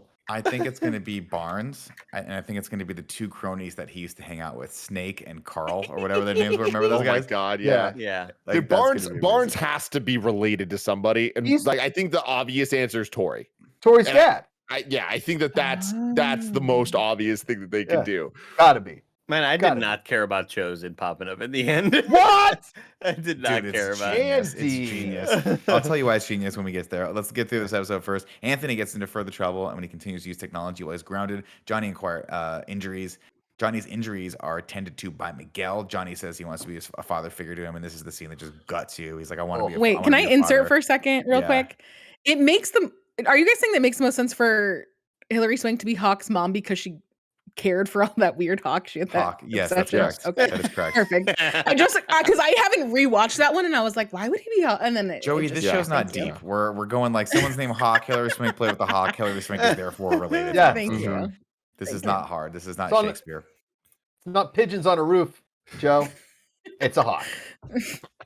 So we get the scene, of course, where Johnny says, I love. He's like, I love you, Robbie, instead of Mm. Miguel, and Miguel just starts crying, and it's really, really sad.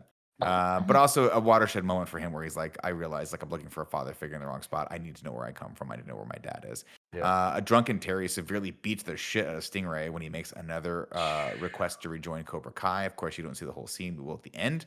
Going into the 9th episode, The Fall, Cobra Kai, Eagle Fang, and Miyagi-Do come head to head when the All Valley tournament begins. Kreese and Terry, Johnny and Are Daniel. we ever going to hear Best Around again? Like, are they waiting for the final They're episode waiting, of dude. the Like, series? Here's the thing. They know they got an end game in their mind. Like we're Right. building to something, and they're gonna use it at the perfect fucking moment. It's just like Captain America not saying Avengers Assemble until he did. It's the same thing. Listen, guys, you have to Okay. understand. All right. You have to understand. The Best Around is a hot commodity. They're sitting on that. They wanted to use it episode 1. They were like, no. You guys can't afford it yet. Episode 3, that price has been jacked up. It's like sitting on it's like back in the day if you bought Nike.com, you just sat on it until Nike got so angry they gave you $1 billion. They're gonna get around to using the Best Around, but it's gonna cost them. That's my thought. Well, they're going to get around to doing the Best Around. Why, Nick? Because no one's ever going to keep you down. No one's gonna keep you down. The funniest part is that when they did the Cobra Kai integration with Fortnite, they have an emote with that song in it. Well, it's been in the just- trailers and stuff. They just they'll haven't use used it. it in. I know, totally but kidding. that's song's why I not think it's expensive funny at that all. it's like, Who you guys are covers putting it it? in because it's one of the few touchstones. But I know I I've think said it's this funny that's multiple just never times been really before, in it. but I'll say it again. I love that the song is the best around. Not the best, Andy. No. Just the best around. In the general vicinity. But it's, And the You people tried the standing in this room. Nick, it's the the All best. Valley, okay? It's Yeah. not the world. Yeah. It's just the San Fernando Valley, okay? I love So it. it is the best around the valley. Around the valley. Yeah, that's what it was. Oh, Let's see. while y'all have been talking about the Best Around, I've been doing a lot of Googling and IMDbing. And the weird neighbor that gets beat up by Stingray. I was gonna say Taserface. By Stingray. He was in The Boys for 2 seasons. Oh, yeah. That makes sense. What's his name? His name was he is in The Boys? PJ Byrne. PJ Byrne. What was he in the I think he Boys? he That doesn't always matter. plays that like character. He's like, I think he's in a Geico commercial. He was in too, maybe. Rampage. He was in Big Oh. Little Lies. Principal Warren Nepal. Oh yeah, he was in the Big Little principal Lies. in Big Little Lies. He was in Wolf of Wall Street. Oh, the Wolf Let of me ask you Wall this Street is where I question. recognize him the That's most. where I know him from. definitely. He's the dorky guy in the Wolf of Wall Street. Yes. Yeah, that's With the funny. toupee. Yeah. Oh, he was Yeah. also in the TV movie Tremors 2018. Of course. Whoa. I love that scene. I love that Wait, scene in wait, Wolf of wait, Wall wait. Street where he's Tremor recruited. 2018? Yeah, they've No, made it was a a lot of remake. Tremors. In a TV movie. How was it? It's good. Terrible. Shut up, Nick. You don't know. I haven't seen it. Everything's good if you let it be. That's fair Everything enough. is good if That's you what let John it be. Lennon once said. Everything's good Yes. if you let it be. Thank you. Let's move on. Let's kick this bad boy off. The competition kicks off. Cobra Kai takes first in the skills competition, followed by Miyagi-Do in the second, and Eagle Fang in 6th. Carrie Underwood performs at the tournament before the fighting competition begins. I lost my shit. At this point, Danielle had gone to bed. I got her out of bed. I was like, Carrie fucking Underwood, are you kidding me? And it was the payoff for the joke where they were like, he's not gonna get anyone this year. Remember, they're like he fucked up Yeah. last year and couldn't get who so and so, and they got Carrie. And I forget what song she sings in this, but it's so funny. It Moment felt of like a Glory? custom-made song. It was. I think it was, No. Andy. It was a song that was from Karate Kid 2. No, it's the theme song to Karate Kid. That's what it is. But we didn't know it A had moment words. of truth. Yeah. Ah. When you're ba ba ba ba. Let me say it the actually thing- has lyrics. The thing that upset me the most about this Carrie Underwood performance is that she wore her shoes onto the mat. Yeah, you can't do that. You can't do that. You gotta take your shoes off. Nick knows that. Oh, yeah, Everybody you knows to. that, Tim. Come on. You don't see me out there in my high heels singing Moment of Truth on a karate mat. I respectfully take off my shoes and then I rock. God, it was so good. I was like, babe, she's singing the lyrics to the song. When you're alone, you ask yourself. It's so good. I thought it was very weird and very awkward, but it was made It's less awkward terrible. because of how it was framed. Because I thought she was just gonna sing, and we were just gonna watch her sing for 3 minutes. But I'm did glad look that it like was. that for a second. Yeah. I'm glad that it was accompanied by a lot of Montage. different montage, which is great. Andy, Yeah. if I invited you to to my next jujitsu competition, and fucking Clay Aiken came out and started singing. Would you be Clay like, Aiken's He's more running of for a- governor. You see that shit? Clay Aiken's running for I governor? think, Yeah, he was South trending Carolina. today, which is Good weird. for him. Good for In him. like But I think- Arkansas or something, right? I feel like your jujitsu might be more Ruben Studdard. No, I would. Yeah, Ruben Studdard is shit. Taylor Dude, I Hick- was the Carrie Underwood thing to me is one of the rare. I would chalk it up as a miss in the show Oh, where yeah. it works, it makes sense. I just don't think she was the funniest person they could have had for this moment because Should've got Peter we all Cetera. get what they were doing, They but should've it was got just Peter like Cetera. it just wasn't quite right. Peter Cetera would have been amazing. Peter. Yeah. Peter. Let's keep going here. Carrie Underwood performs. Eagle Fang loses a female competition when Tori beats Devin in the quarterfinals. When Daniel notices Cobra Kai students using Miyagi-Do moves, he makes the last-ditch appeal to Robbie to switch teams. Hawk gains last-minute confidence from Moon and beats Kyler in his match. Sam wins her match against Piper using combined Miyagi-Do and Eagle Fang skills. Kenny But and Robbie. she doesn't just do that. She does it because she gains the power to do Yeah, it by she's- looking yeah. over one shoulder and then looking Yeah. over the other shoulder. And we're all here like, yes! Yeah. Yeah. Great. Yeah, Tim. There's a devil and an angel. Mighty Okay. Dad. man. Mighty Dad's Devil Paul Reiser. and an angel. Kenny and Robbie get pitted against each other, and Kenny gets eliminated with a broken nose. Very heartbreaking scene because Robbie just goes ham on him, and Kenny's like, "What the fuck?" And of course, that basically cements the fact that Kenny's going to be an asshole for the rest of his life. In the semifinals, Miguel and Hawk are first to compete against each other, and they're resulting in a pulled back muscle for Miguel, and he is disqualified because he's supposed to come out, and it's a mirror of the scene from the first one where he's like, Daniel LaRusso's gonna fight. Daniel LaRusso's gonna fight. Except Miguel never comes out because he's like, Yeah. I'm done with this. I Because thought it was Johnny pretty pushed him too smart. hard. Plotting agree. there of just I getting him agree. off the books, giving Hawk a win. Like I like that we're Yeah. getting some new characters in, so it's not always just gonna be Totally. Robbie and Miguel. Robbie and Miguel, yeah. Well said, Tim. Miguel is cleared to fight in the next episode, The Rise. Anthony apologizes to Kenny, but Kenny pummels him until he is stopped by Robbie. Sam and Tori each advance to the competition to become the last women standing. Miguel disappears instead of returning to the fight, which advances Hawk to the finals against Robbie. Daniel encourages Hawk to use Cobra Kai moves against Robbie because he's like, both, adding Eagle Fang techniques as well. Hawk, this fight is so Awesome. good. Yeah. The It's fact so that Robbie's gi gets ripped off and he just takes it off. Oh my Hawk- god, yeah, it does. Hawk looks at the Holy ref, shit. and the ref goes, I don't know. And Hawk goes, fuck it, and takes his gi top off too. And they were fighting shirtless in the middle of this arena. And his Meanwhile, fucking Tori- tattoo flex. I Yeah. forgot that he had the tattoo until then. You get that- By the way, I think the Hawk tattoo without the mohawk is even is more even cooler. badass. Is even cooler. There's a deleted scene where Carrie Underwood is just drinking a Slurpee up in the stands. Like, what the fuck is this? What am I watching? Hot dudes under 18 with abs and tats. Very, Oh, Carrie yeah. Underwood's like, I was supposed to leave 2 hours ago, but fuck, like this is incredible. It's kind of awesome. And of course, Hawk wins, and Hawk becomes the champion, and Robbie loses, and it's crazy. It's crazy to think about. I love how they did that. Let's see the two, And it was a battle, man. it was good. Like, Yeah. they were going at it, dude. It was sick cinematography, sick fights. Like, it really well done. Really Yeah. well done. At some point, I don't remember this, but in the synopsis, it says Daniel proposes that he and Johnny create their own combined style of karate called Miyagi Fang, which I remember, but I don't remember in this episode. And that's a badass name for a karate school. Yeah, it is. The two then encourage Sam to combine the two styles herself. Terry encourages Tori to fight dirty, but Kreese intervenes and says, Tori, you fight the way you want to fight. And of course, Tori wins the match, allowing Cobra Kai to win the tournament overall, and more importantly, making it so that Miyagi-Do and Eagle Fang cannot teach anymore, because that was the agreement. And Terry announces, of course, his plans to start franchising Cobra Kai, and Kreese is like, whoa, this is getting too far ahead of me. After the match, Tori oversees Terry bribing the referee, which is you think maybe like a Venmo. You don't have to like give him cash, but he had to do it. And she's like, oh no, did I not win legally? Robbie apologized to Johnny after. What's up? Wait, no. First off, we did pass the really important moment of like episode 9 ends with Miguel being paralyzed. Yeah. And then episode 10 starts in the hospital, but it ends up being Stingray. And that Oh, yeah, reveal, right. that Oh, reveal gosh, is so yeah. great. Like Oh, good. that little fake out is really, really well done. Yeah.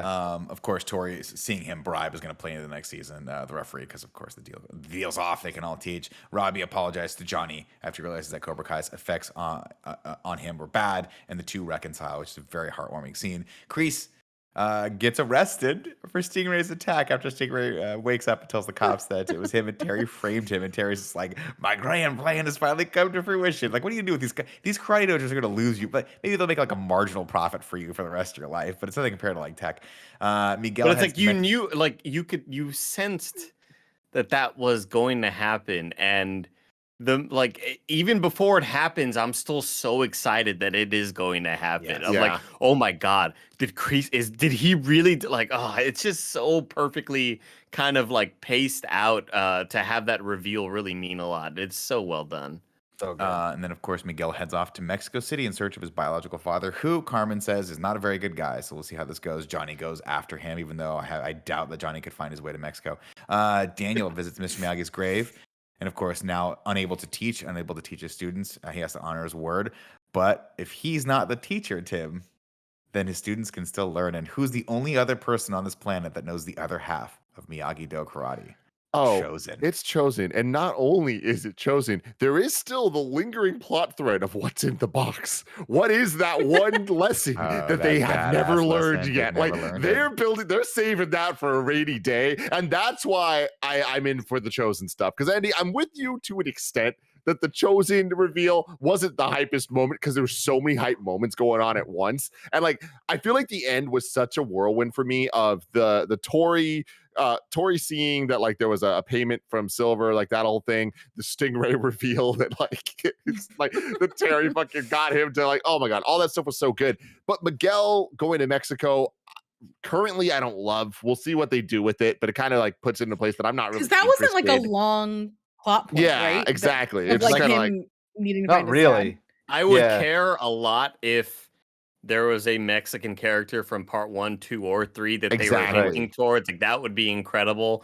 But yeah, I'm with you, Tim. The Chosen reveal just didn't do a whole lot for me because it's not only something we've already seen before. The thing that it gets me most excited about though is when we hear Terry mention, I'm gonna team up with other people to run this shit, and that's where I get really excited because I know that it's going to be a joining of forces on both sides, not only with Chosen, but it's going to be Terry Silver bringing in other people. It's just an escalation, and I'm with you guys too. Imagine if this was the first time we saw Chosen, and then episode 1, season 5 was the flashback to when he went back to like Okinawa and met with Kumiko and and that would have been amazing. Yeah, but that would have been way cooler. That would have been incredible, dude. That would have been incredible. But still, this hit for me, It was and I love it was a sick ending. I dug it. He's like, he called him up. It's like, I need your help. I need your help. Yeah. Come here. And he's like, all right, let's go do it. And it's going to be a battle next season. It's going to be great. So good. Dude, like I've hit a point that I now fully believe we're going to get Jaden Smith at some role. It could be a brand new character. I don't think it's going to be the same thing. But like this show can do anything. Like we will get swanked at some point, and it's going to be. We're going to get swanked. Don't you worry. You think we're going to get Jackie Chan? Dude, I honestly, I don't think it's out of the realm of possibility. I don't think so either. Unbelievable if Jackie Chan somehow got into this. Jackie Chan's like a billionaire who's like, I don't need to work on a film anymore, but even he can feel the pull.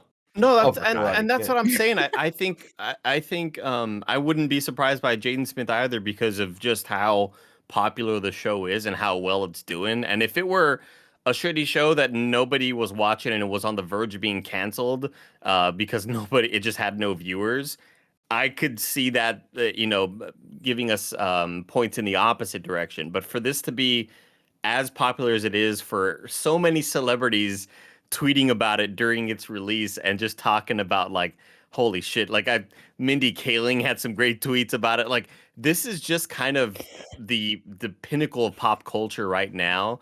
And I think that lends itself to bringing in a lot of different names. Maybe we see Rahul Kohli make an appearance. Oh my god, Rahul wants to be on the show. Dude, I mean that's the thing is like this show's been number 1 on Netflix since it came out, and like in every territory, like it's just freaking killing it. And you gotta love to see it. And I mean, like not only is it killing it, but like how many sittings did it take you guys to get through this? Because for me, and I have a kid. It was essentially one. Me and Gia watched episode 1 at midnight, and we're like, okay, because we couldn't wait. And then we're like, let's stop. The next day, we just watched it in one sitting after that. So Like, good. this show is powerful. Yeah. Boys and girls, I have to, unfortunately, I have to go. I'm up against it at 5, but I want to say thank you for having me. Thank you for being part of allowing me into the KindaFunny dojo, the KindaFunny dough.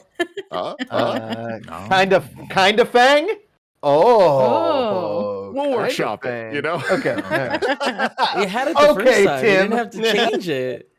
But Makuga, I want to let you know, of course, we already know season 5 has been greenlit. You got to imagine that they're going to go for another December 31st. So next year, we'll have it back. We'll bring it back for Karate Kid and review. You'll love to see it. I have your ranking. We're going to do all the podcasts from the podcast. Yes. But until next time, I love you, dude. Goodbye. Love you guys. Thank you all so much. Bye. See ya. And so, yeah, Kev, do you have a overlay for this, or can you just pop on with the cameras? You'll figure it out. I trust you. I believe in you. Andy, can you hit me with Haiku and review? Damn, I didn't know we were. My bad. Hold up, Tim. Hold up. Hold up real quick, Timothy. Here we go. 7 syllables in the middle. You'll need 5 for the first and last line. If you're not poetic, no need to fret. And haikus don't need to rhyme. Haiku in review. Haiku in review. You can go to patreon.com/kindafunny to write your review in haiku form, just like Jeremy Zuccarello did. Return of Terry. He can be pretty scary. Made Crease feel wary. Grant Burton says, Stingray spinoff when? Terry Silver went all zen. He was high back then. Crease always pulls rank. Plenty more left in the tank. Good show. Needs some swank. Yes. That's really good. Eric Meyer says, Johnny punching waves, Sam's flying tornado kick. This goddamn show rips. Yes, it does, man. Oh, what a freaking show this is. And then Ragu Bagu. Ragu. Bagu. What's up, everybody? Welcome to Rad Guys Talk Bad Guys, here for the Karate Kid in review, Cobra Kai in review. We haven't really ranked all of the bad guys yet, have we? Do we want to just talk about them? That's the thing is, so what we do have is we ranked the bad guys from the movies, but we didn't rank them from the shows just because we did seasons 1 through 3 together last time. So currently Ragu Bagu is at number 1, Karate Kid 3, Terry Silver, Kreese, and Mike Barnes. Number 2, Karate Kid 1, Johnny Lawrence and Kreese. Number 3, Karate Kid 2, Chosen and Saito. And then number 4, pretty big gap to get to this number 4. We have the next Karate Kids, Dugan and Ned is what we wrote down. I forgot their names. Fucking hilarious. But my favorite thing is I had to go back and rewatch the end of the last episode to see what the rankings were and all this stuff. And Andy was in Texas, so he missed, unfortunately, our Karate Kid 3 review, which God, he would have had fun doing. So a lot of this was new information. And when we read the Ragu Bagu at number 1 was Terry Silver, Andy, I've never seen him this excited. It's just like, oh, hell yeah. Oh, you guys did that? It's just so fucking funny. But I just want to give a shout out to Terry Silver in this. I think that the villains were better in this season than we've ever had before. I love how the arc we have Terry Silver go through. And if he was number 1 on our Ragu Bagu from the movies, I feel like he's only earned it even more here. This is a crazy thing for me to say, but you know, seeing Willem Dafoe come back as Green Goblin and 20 plus years later just kill it in a whole new way. I kind of feel like Thomas Ian Griffin did that with the Terry Silver character, where it's like he just took everything we liked about the old version and just turned it up to, I mean, he started at 11. This is like a freaking like 92, you know, good for you. That's all I have to say. Anyone else have any Ragu Bagu thoughts? No. I mean, I just love, like everything else in this series, I love that we're revisiting all of them and fleshing them out more and having them develop more and seeing sort of the roles reverse and everything's just topsy-turvy. And it's so fun to have these actors come back and commit and be there. And just the thought that at some point we might get a Chosen versus Terry Silva fight is weird and exciting to me. It's Silver, not Silva. I'm saying it like you would an Italian. Okay, we don't pronounce R's. Okay. That's what that is. It's Terry Silva. Mr. Miyagi. Hey, we got a Miyagi Do 500 bike. Want to jump on it? We're gonna go to button stuff. What's it called? Golfing stuff. All right. Well, now it's time to rank the Karate Kid Cobra Kai universe. Currently, The rankings are as follows. Number 1, The Karate Kid 1. Number 2, Cobra Kai Season 1. Number 3, Cobra Kai Season 3. Number 4, Cobra Kai Season 2. Number 5, Karate Kid 3. Number 6, Karate Kid 2. And number 7, The Next Karate Kid. Mm-hmm. Where do we want to rank Cobra Kai Season 4? Can I get a visual of that list somewhere? Yes, you can. I'll slack you. I'm going to select general right or random right now. Perfect. Perfect. This is a tough one. I never made a ranking for this, so sorry about that. Completely passed me because I forgot we ranked season by season. Right off the bat, this one is really, really tough for me because I think the villains being so strong in this makes me want to rank it higher than I think it should be, because I think that season 3 and season 2 are stronger overall. Mostly because I think we're kind of getting into that we're retreading a lot of the same sort of moments and plot points and character turns that we've seen quite a bit. Like a lot of that, it's kind of, we're getting used to that. It's a little bit too much for me. Anytime there's, I was making a joke on the morning show the other day of like, oh yeah, and that, somebody's gonna leave the refrigerator open, and suddenly that's gonna be the reason why that person hates that person, or like you're gonna accidentally like butt dial them and not answer their call, and suddenly they're gonna hate you. Like it's just the reasons for the character turns are getting more and more ridiculous by the moment. But the characters being so strong make me have season 4 way higher than I thought it would have been.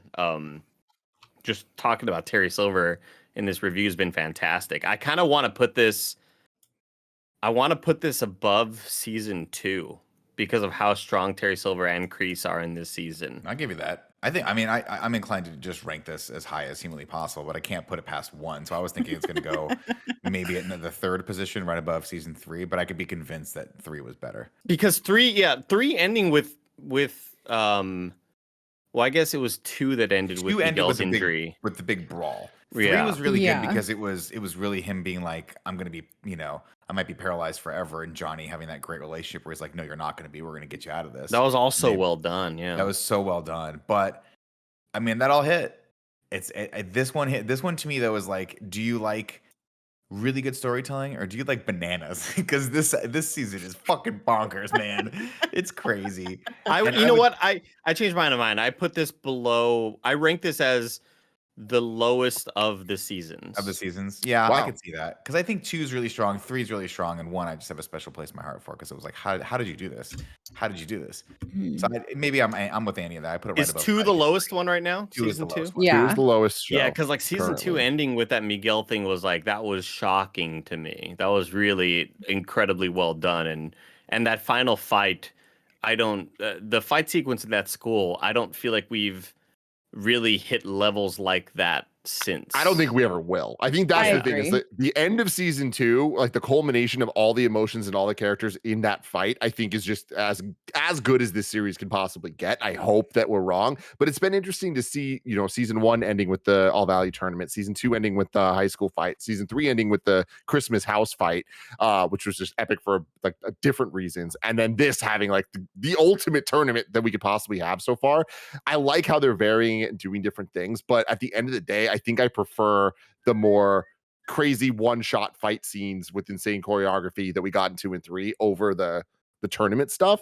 Right. And it's hard because on any given day, I would rank these seasons in any order and be happy about it. Like they are all so close, and the fact that we're 4 in now, they have so many different strengths. Exactly. And I think that Terry Silver's just, it really does something for me. I don't agree with this list at all. Like it gets difficult for me where I would put season 1 last. And I love season 1, but I just think that each one has a lot more pros than that one. But I guess, because of that, I'd vote it at number 2 below The Karate Kid, the first movie. Joey, the deciding factor here. Oh, well, so I feel like I'm in a similar position of Tim, is that this would not be my ranking for the seasons. I would probably go 2, 4, 3, 1. Me too. So it's really hard for me to put anything above season 2 because that end fight is just so good. So I think because of that, I would put it underneath season 2. Yeah. I also didn't rank this originally, so I don't so know I'm why realizing I'm now. ranking. 4 votes. Kevin is the vote that counts, and Makuga, who puts season 4 at number 3 in between seasons 1 and season 3. So Kev, Wait, Kev. Kevin's might tie us though. Oh, sorry. I actually sent it to you, but I absolutely loved this season. I think that it like pushed things to a higher level that we've ever been at, and I think that Silver is phenomenal. Like him turning on Kreese and essentially taking over, like totally being unhinged and now gonna be the like grand evil top tier bad guy. Like I loved it. I'm very excited, and that's why I'm putting this like I can't put it above Karate Kid 1 because like that movie's phenomenal, but I can certainly put it right underneath. so me and Kev are both saying number 2. Mhm. Makuga has it 1 lower. Andy, where did you say you have it? It's gonna be one. I had more. this below all the seasons. Nick So I believe Sarbino, at number you're the I 5. was lower to that as Yeah, well. Nick, you started being like I could see it as number 2. Number 3. I was gonna put it underneath Cobra Kai season 1, but so I if, moved it down. I would say me and Andy are put it below all the seasons. So me and Andy are down there, but you, Joey, Kevin, and Makuga boosted up to probably right above Cobra Kai season 1, right? yep, underneath. So the Well, I ranking don't would count. be yeah. Oh, Joey So doesn't count. I was gonna say I thought Joey got a vote. Sorry, Joey. So that means No, the under season Makuga 1. is the 3rd highest, which brings it to the rankings are number 1, The Karate Kid, number 2, Cobra Kai season 1, number 3, Cobra Kai season 4, number 3, Cobra Kai season 3, 5, Cobra Kai season 2, 6, The Karate Kid 3, 7, The Karate Kid 2, and 8, The Next Karate Kid. We will return to Karate Kid in review next year with Cobra Kai season 5. And God, I could not be more excited. And I hate that we have to wait a year. Next week, we're returning to Scream in review with the Scream 5 Cream, whatever you want to call it. I'm going to call it 5 Cream. Until next time, I love you all. Goodbye.